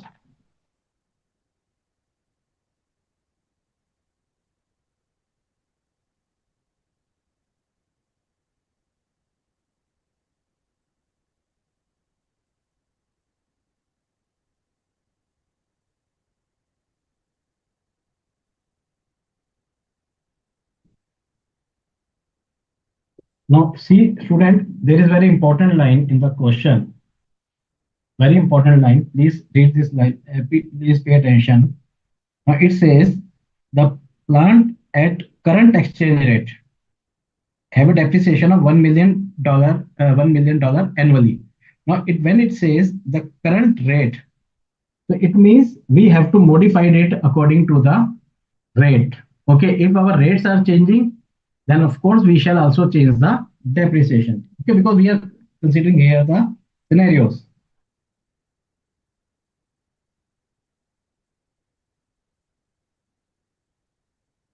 Accordingly, our depreciation figure will be changed.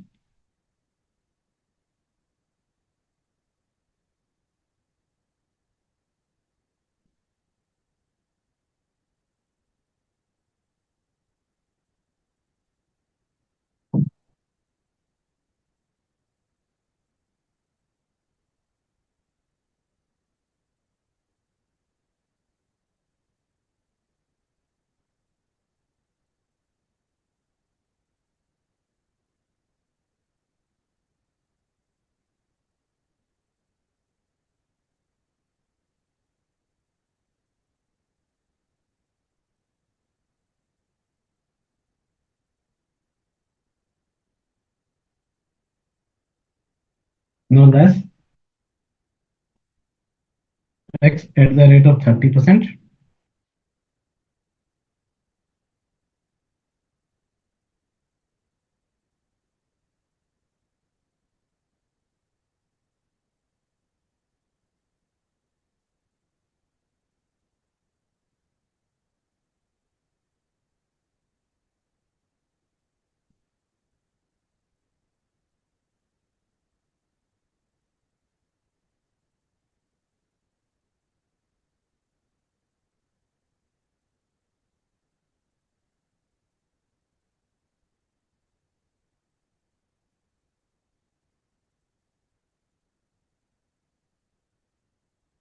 At depreciation.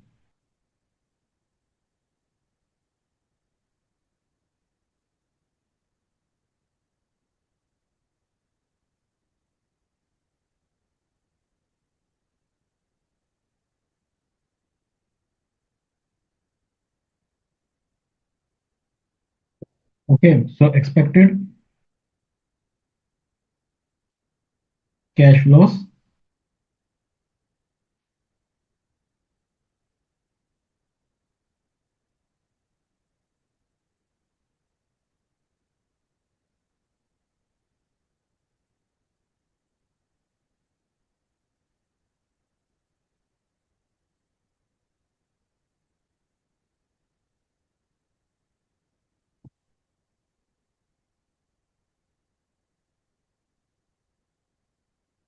Or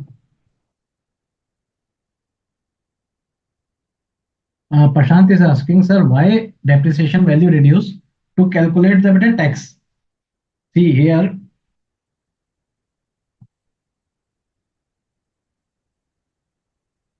see student,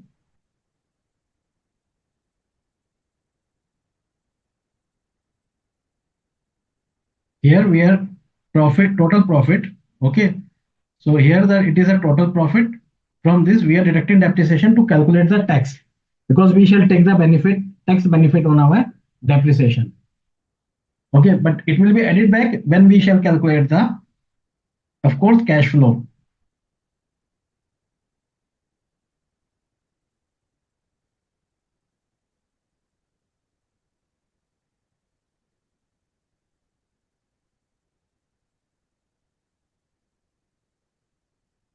Okay,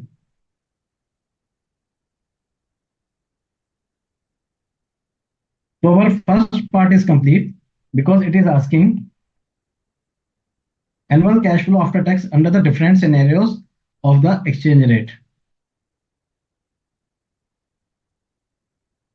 Okay, now what is the impact? What was the impact of the exchange rate? It was impact on basically on our cost per unit. Okay, our cost per unit and as well as our depreciation because our dollar is depreciating, declining by the 10% and 15%.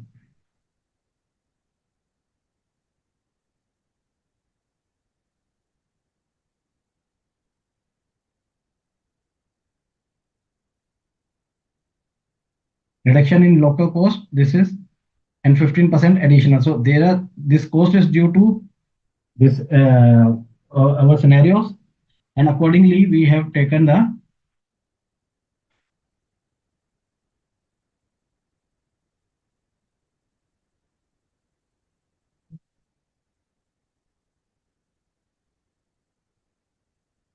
okay, this is corresponding to it.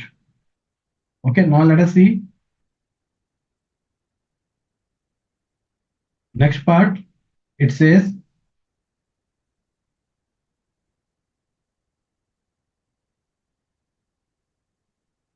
second part is says expected cash flows.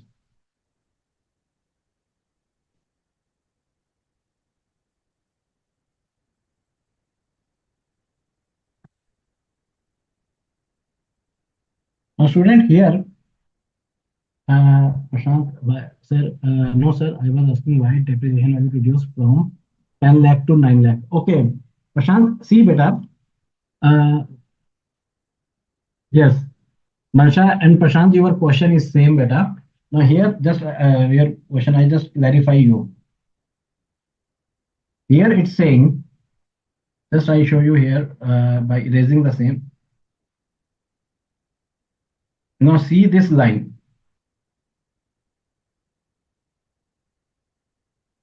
The plant at current exchange rate will have a depreciation of USD done. So this line is saying current exchange rate. Okay, so we are here, we are taking the different scenarios. Okay, decline in the value of US dollar. So accordingly, our depreciation will also be reduced.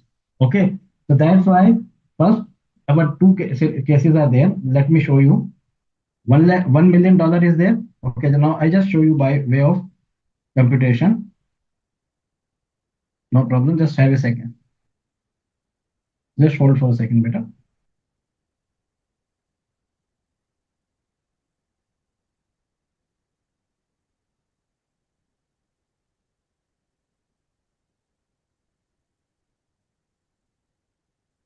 Now here it says two scenarios. One is 10% reduction and another is 15% depreciation. Okay. So our value was basically 1 million, depreciation was $1 million. Okay. Now when it will be 10, so it will be reduced by 10%. So accordingly, it will be 9 lakh. Okay. Then there is another scenario. It will be reduced by, one second. It will be reduced by 15%. So 10 lakh, 1 million is 10 lakh. It will be,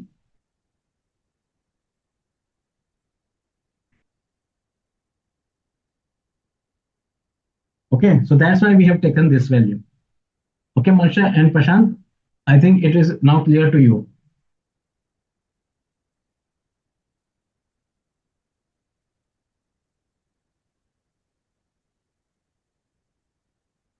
Okay, madam. Now, can we proceed now? Now I am coming to next for second part.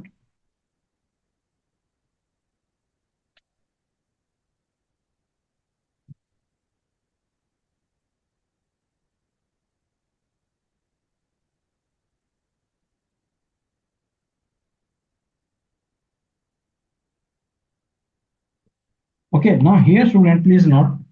Here we shall use the concept of weighted average.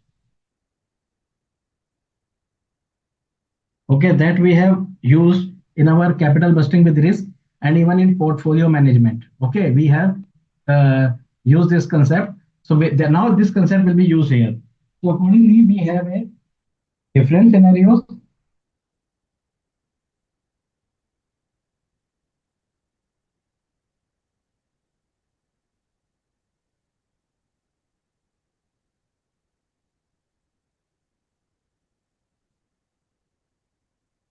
I think student just hold this. 1 second, student. Let me just put it on.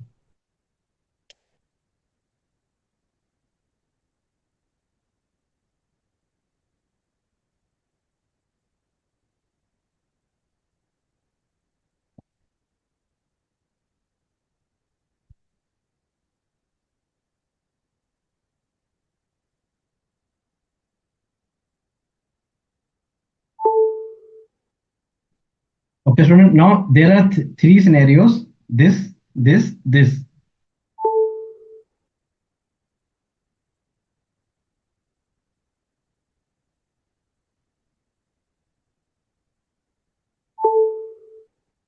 second.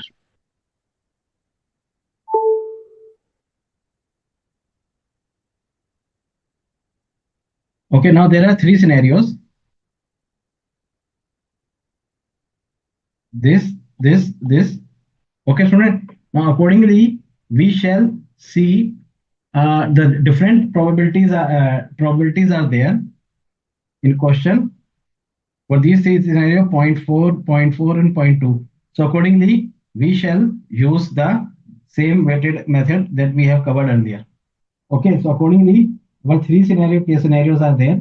Either we can show in by way of I just show you by way of a probability table, and it will be clear to you. It is a good idea.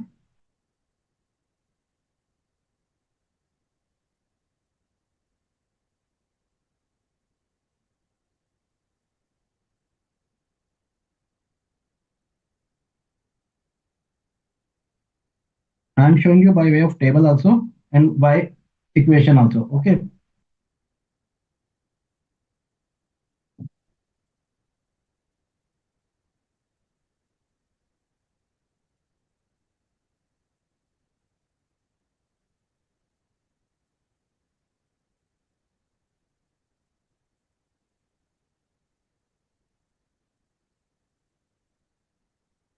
Okay. Scenarios.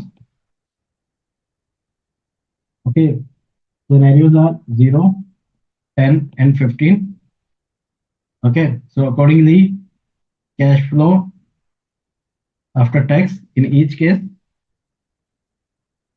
Okay. These are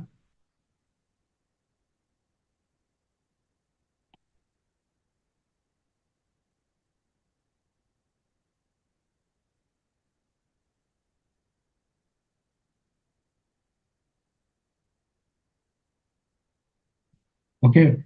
Probabilities are there. Okay. Zero point 0.4, zero point 0.4, 1.2. Okay. So expected value, we multiply this, and this. Okay. The figure coming is,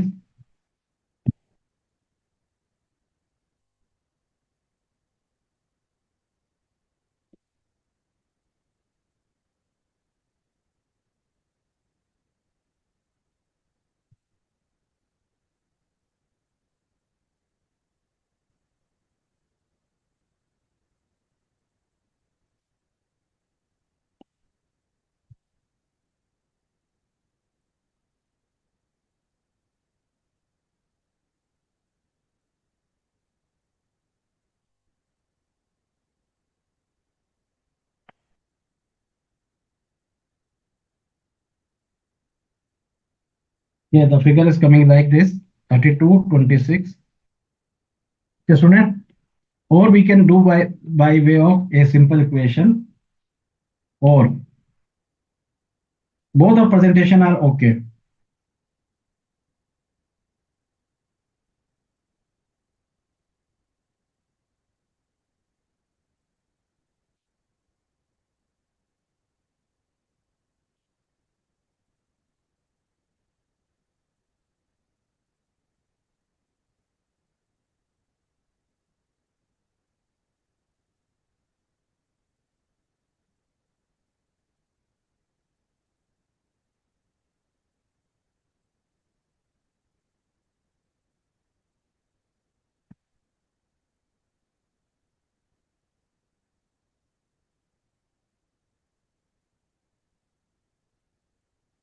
Okay, student.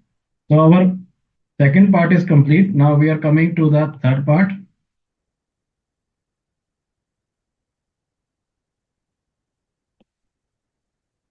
viability of the proposal.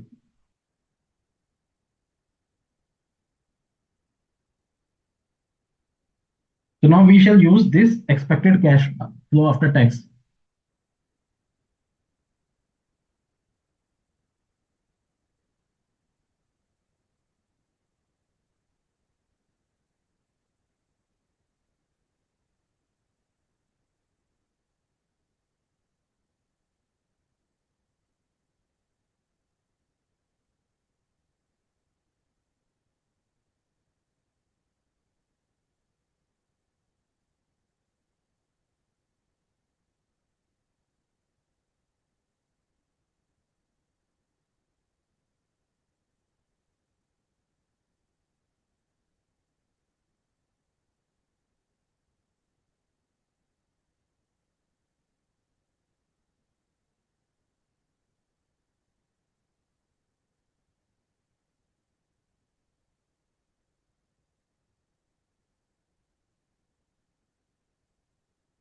Okay. Now,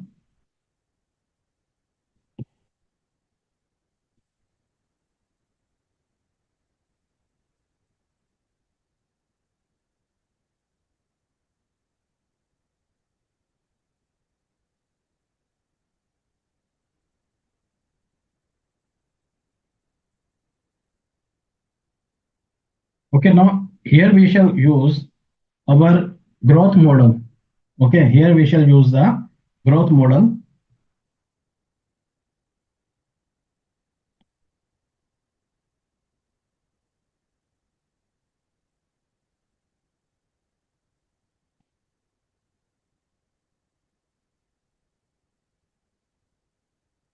Or we can say here required rate.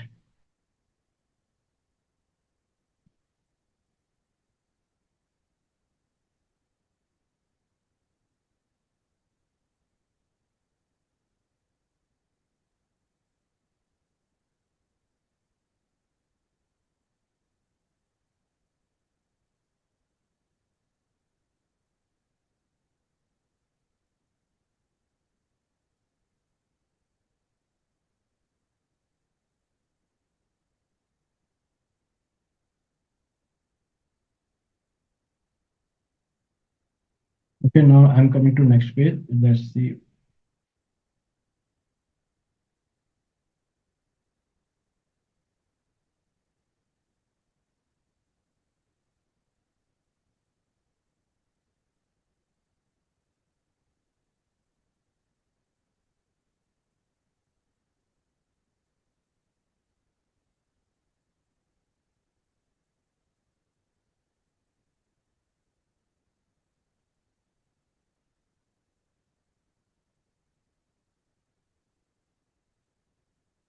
Okay, so required rate is this minus.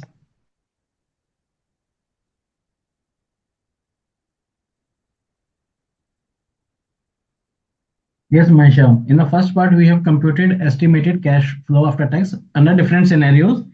Then, by multiplying the respective cash scenarios, cash flows under different scenarios with the respective probabilities, we are getting expected value.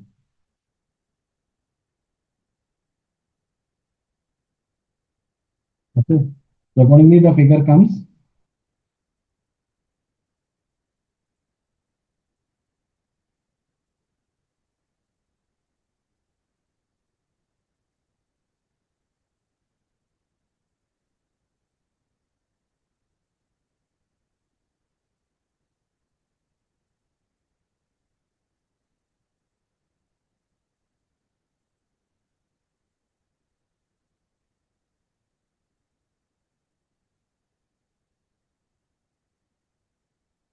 Okay, student. So this will be now we compute the NPV, viability of the project.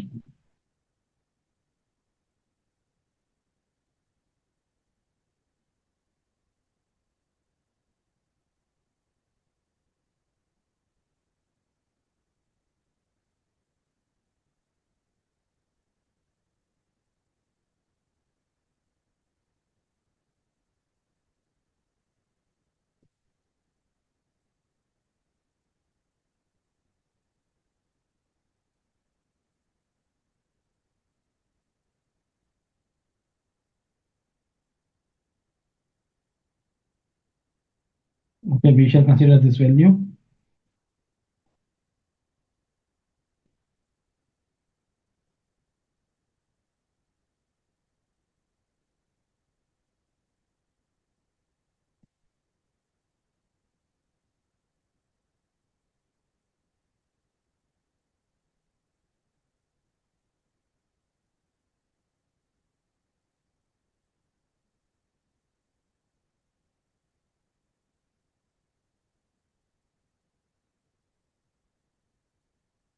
Okay, so since NPV is positive,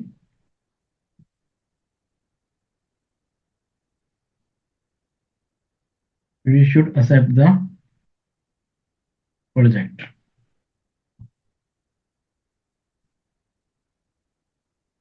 Okay, student. So with this, we come to the end of the question number 4. Okay, now let us move to the question number 5.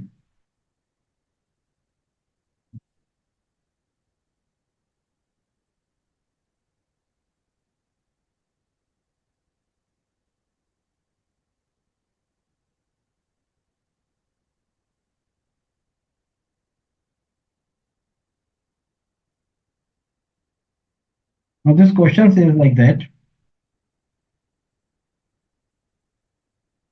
a multinational company is planning to set up a subsidiary company in India where hitherto it was exporting. Now here it is a case of export cannibalization. Very good example, because earlier it was exporting there. Now they are thinking that we should uh, install a plant there. Okay, we have set up a plant there in a view of growing demand for its product and competition from other MNC. The initial project cost consisting of plant and machinery including installation is estimated to be US $500 million.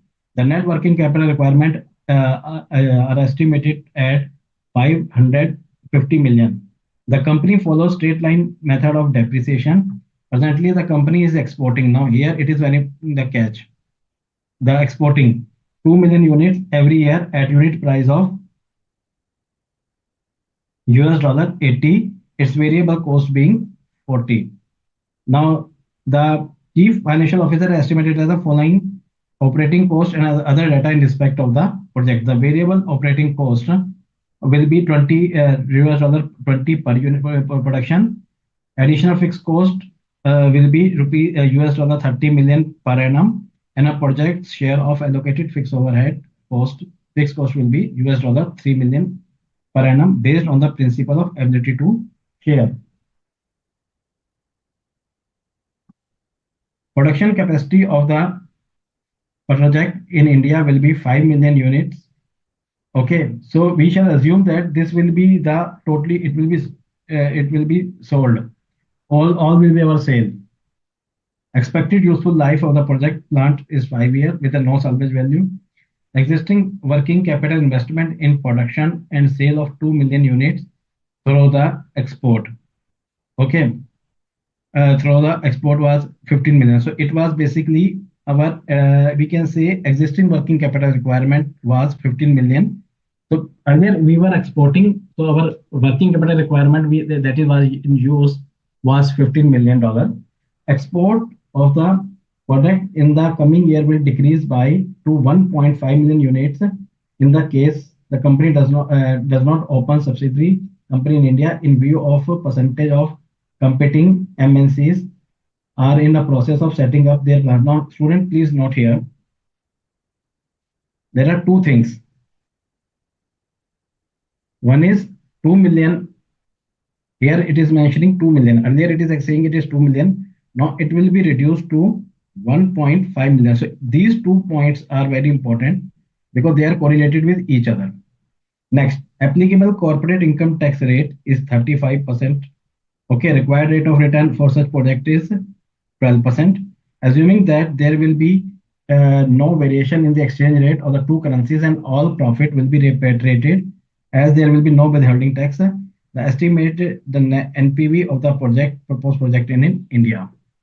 Okay, student, now let us see how we can solve this question.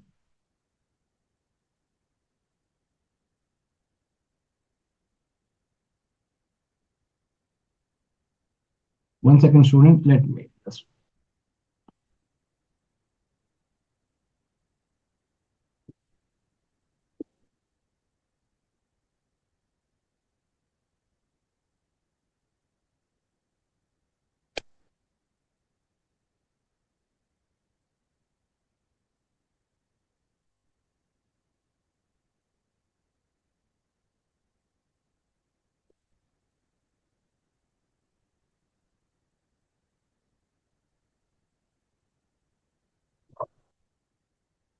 One second, students, let me.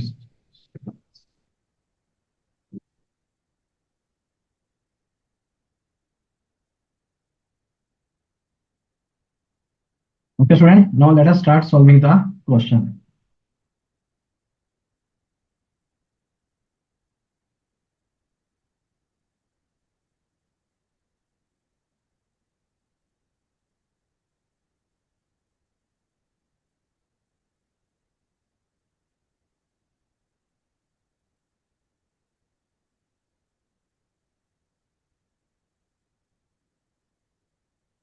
Now, student, in this question,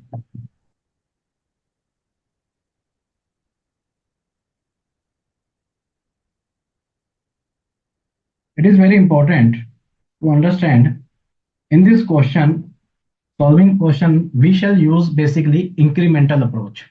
Okay, because see, here very important in the first, it was the line that is either to it was exporting is a clear indication that earlier it was exporting there. Now, instead of exporting, they will set up a plant. Of course, there will be export cannibalization. Okay, now they will not able to export any more units. So in that case, normally we use the incremental approach, incremental cash flow approach. So it is very important that when we shall solve this question,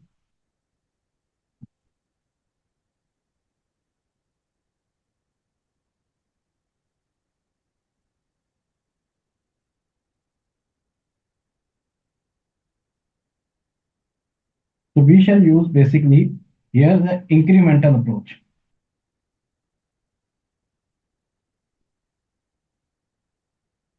Okay, so our all things first, let us see what will be our working. Okay, because this question is quite some see in each step we have to take care because this question involves a lot of type of calculations.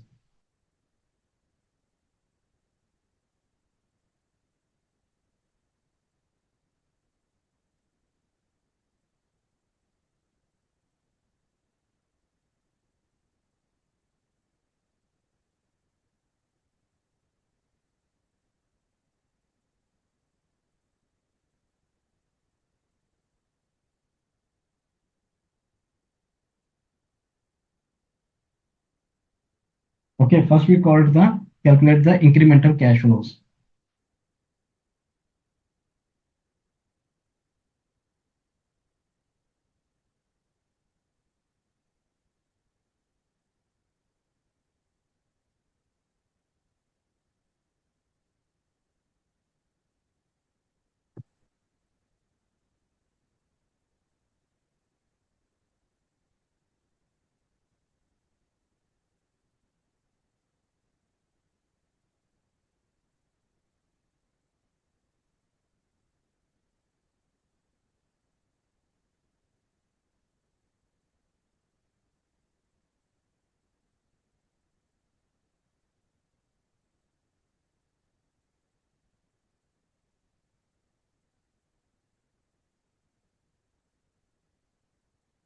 Okay,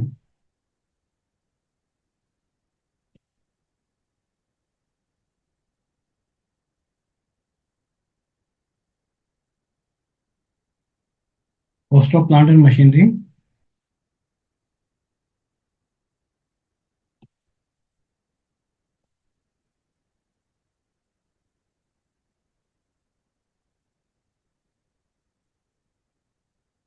working capital. Export cannibalization means beta.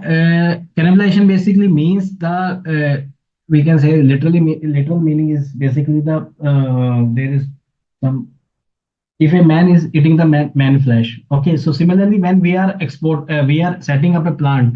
Now see in this case when we are exporting to some country from there, like in this case, in the given case, uh, in India, they were exporting some goods. Okay, now instead of exporting the goods, they are thinking that, of course, because their sale is in India, so they are setting up a plant in India where they will manufacture it and ultimately they will supply locally. It is, we can say. So ultimately, they are losing the revenue on export parts. So that's why we actually use the incremental. This is export cannibalization means we are losing our exports.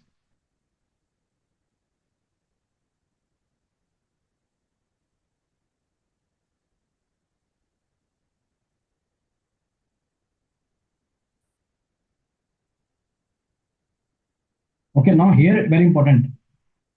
That is export business.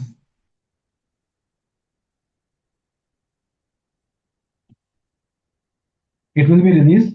So we will add it, we will minus it. So ultimately net working capital that will be required this much.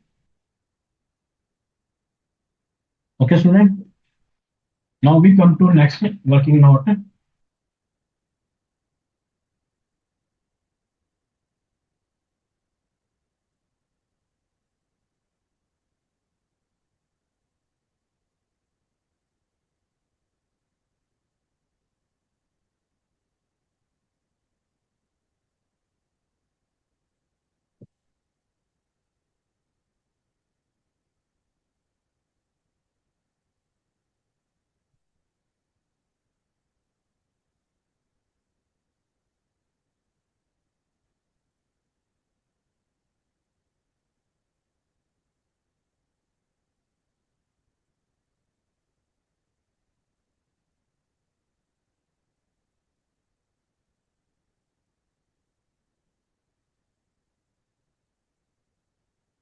incremental cash flow after tax.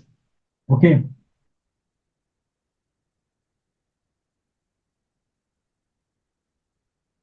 Okay. So first we calculate cash flow generated by investment in India for 5 years.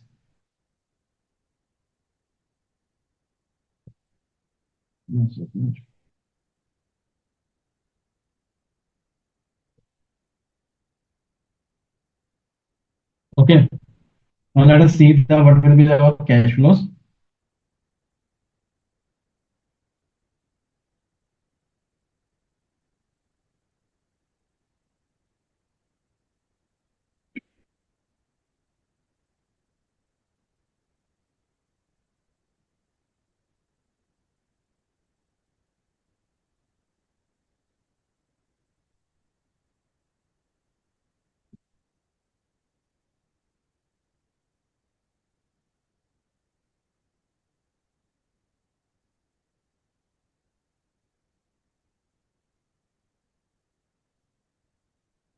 Okay. Now here we are writing in a million figure.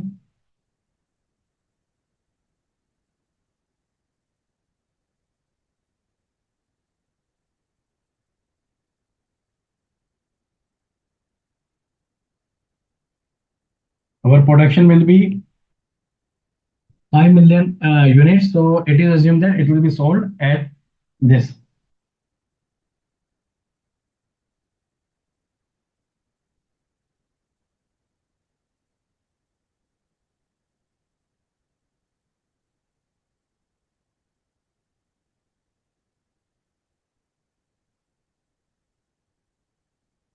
Variable cost.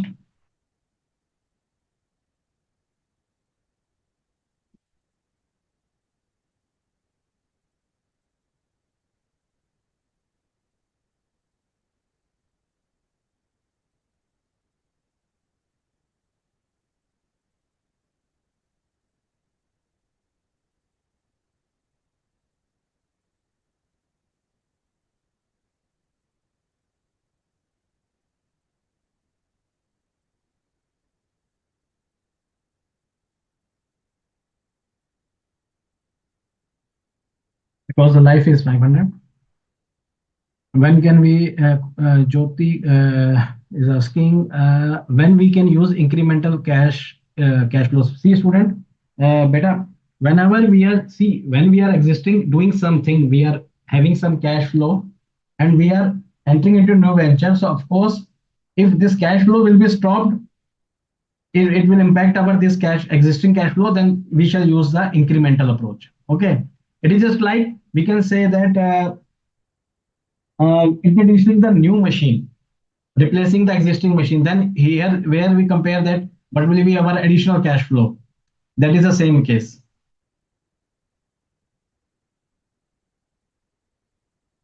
Okay, so our variable cost will be better. Depreciation will be 100. Accordingly, our EBIT.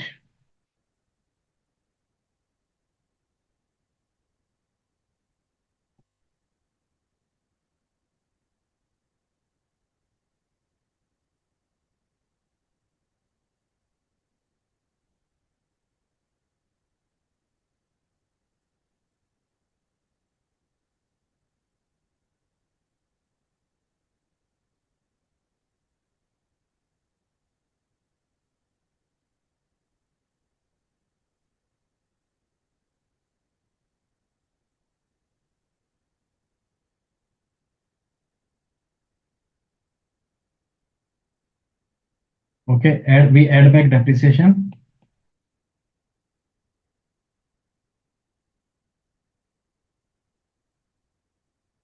Okay, so cash flow after tax for the 5 year will be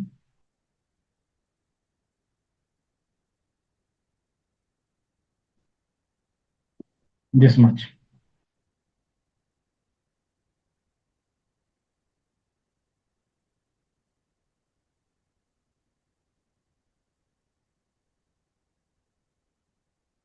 Now next is release of additional working capital, that is USD 50 million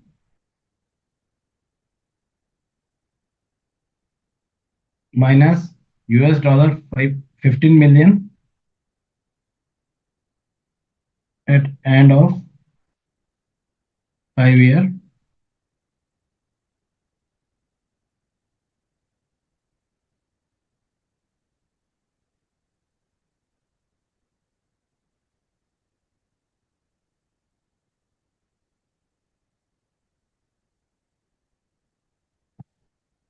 Okay.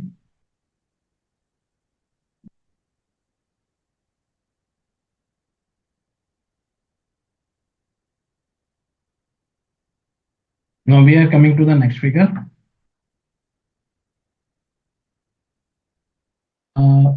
Manisha is asking, sir, sir, fixed cost is 33 million. Let me check, beta. 33 million, of course, it will be there. No, beta. See here, additional fixed cost is basically 30 million, and the project share of allocated is 3 million. So it is a kind of a allocated. We are not using any cash flow. Please note it. This is an important point. Here they are incurring only 30 million. Of course, we shall consider 33 as our allocation only. This is from the allocation point of view. Okay, we are not, there is no outflow at all.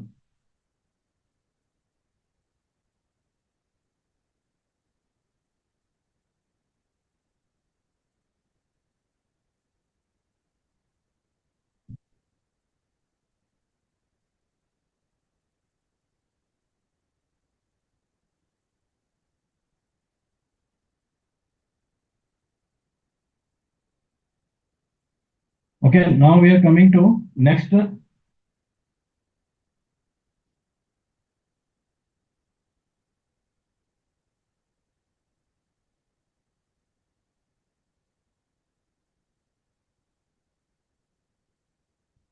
Now we are coming to next cash flow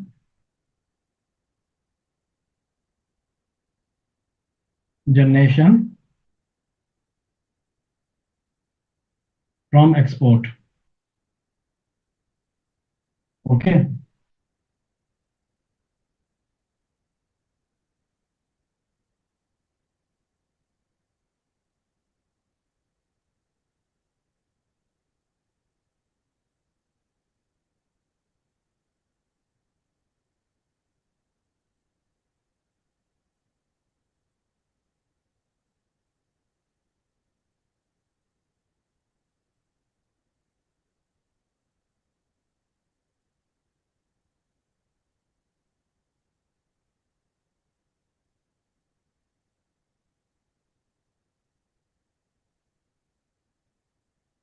Sales revenue.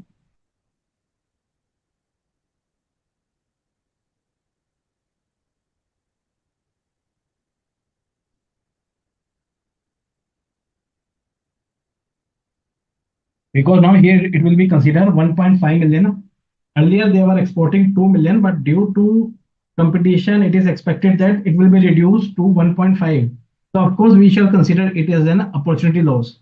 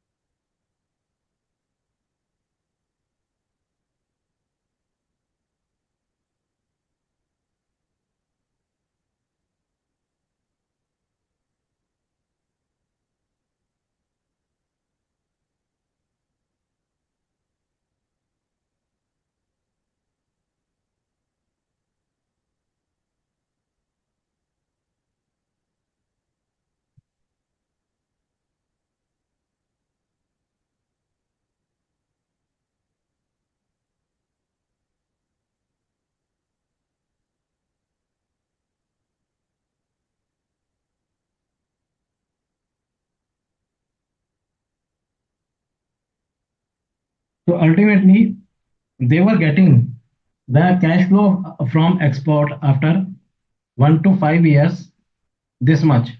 So now we shall use our next working note will be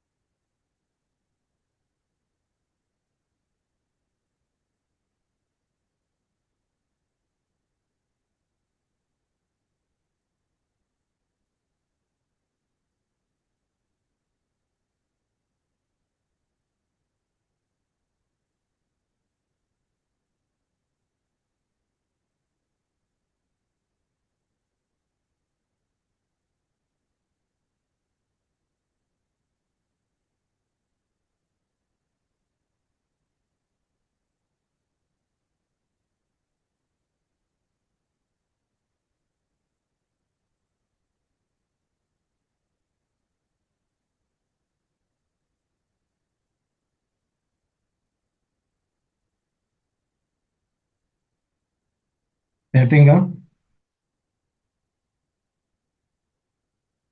subsidiary. Setting up subsidiary, we can say here subsidiary.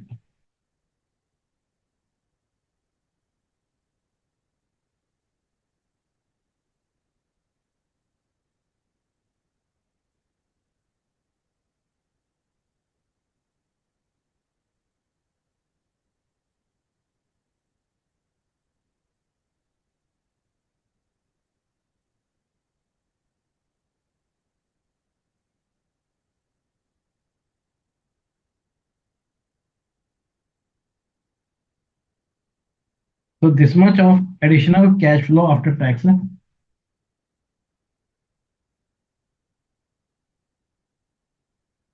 be accrued for 1 to 5 years.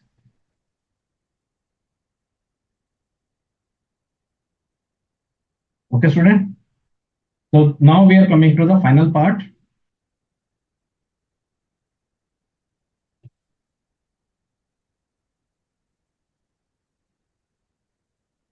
Determination of NPV of project.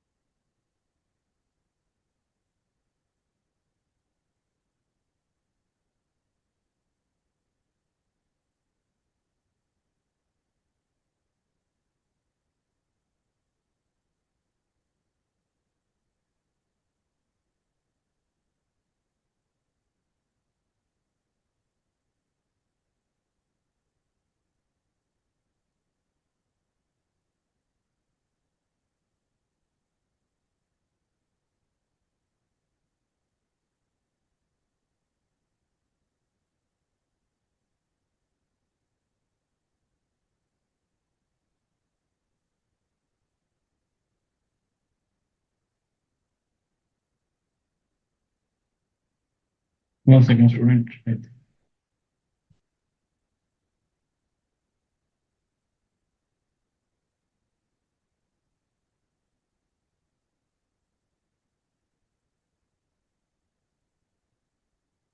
Okay. Now, student, it is here. We write mm, years additional cash flow.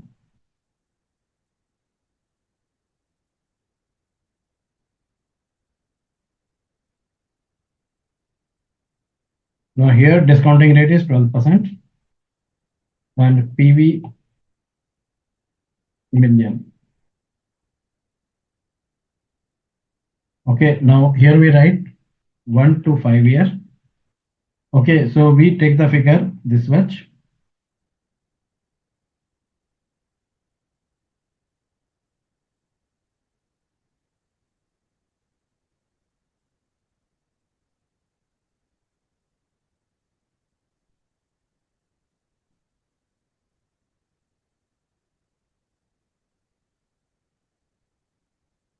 This figure we shall use. Okay.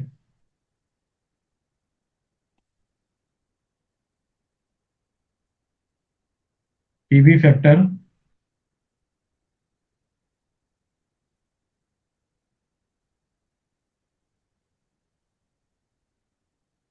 in a fifth year we shall release of working capital. Release of additional working capital. Okay, student.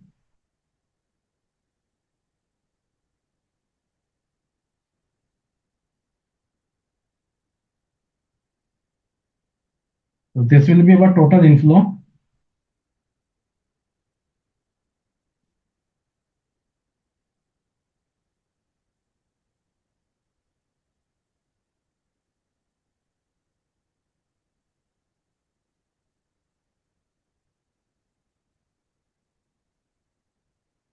Initial outlay is 535 million.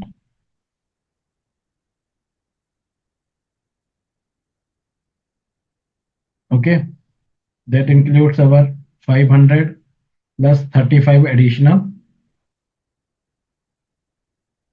Okay, so our NPV of project will be this much.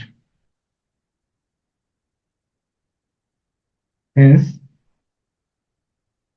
NPV of the setting up subsidiary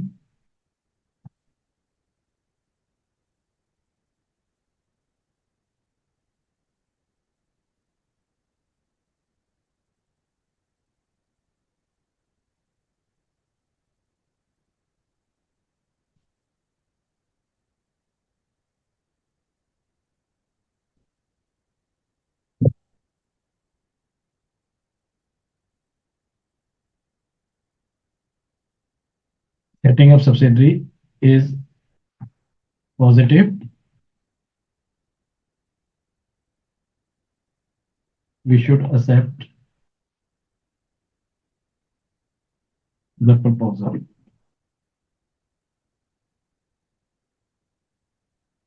Okay, student.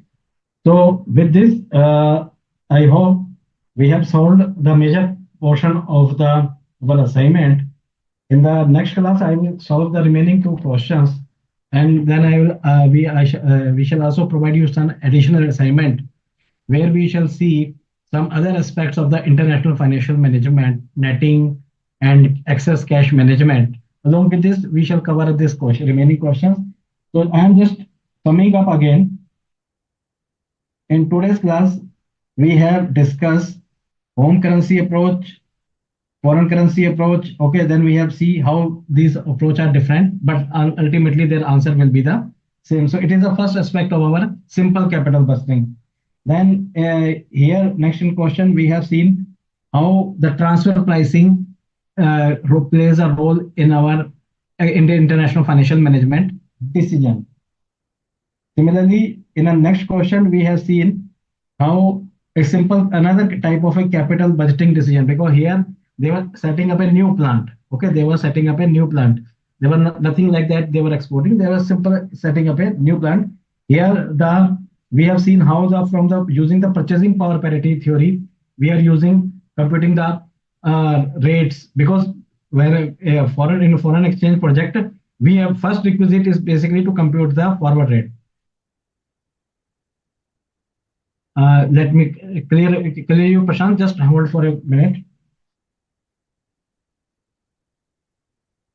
Then in this question, this question was a combination of 3 to 4 concepts. Okay, like here the probability capital budgeting, then international, then there are a scenario, then there is a growth formula that we use in the business valuation or share valuation.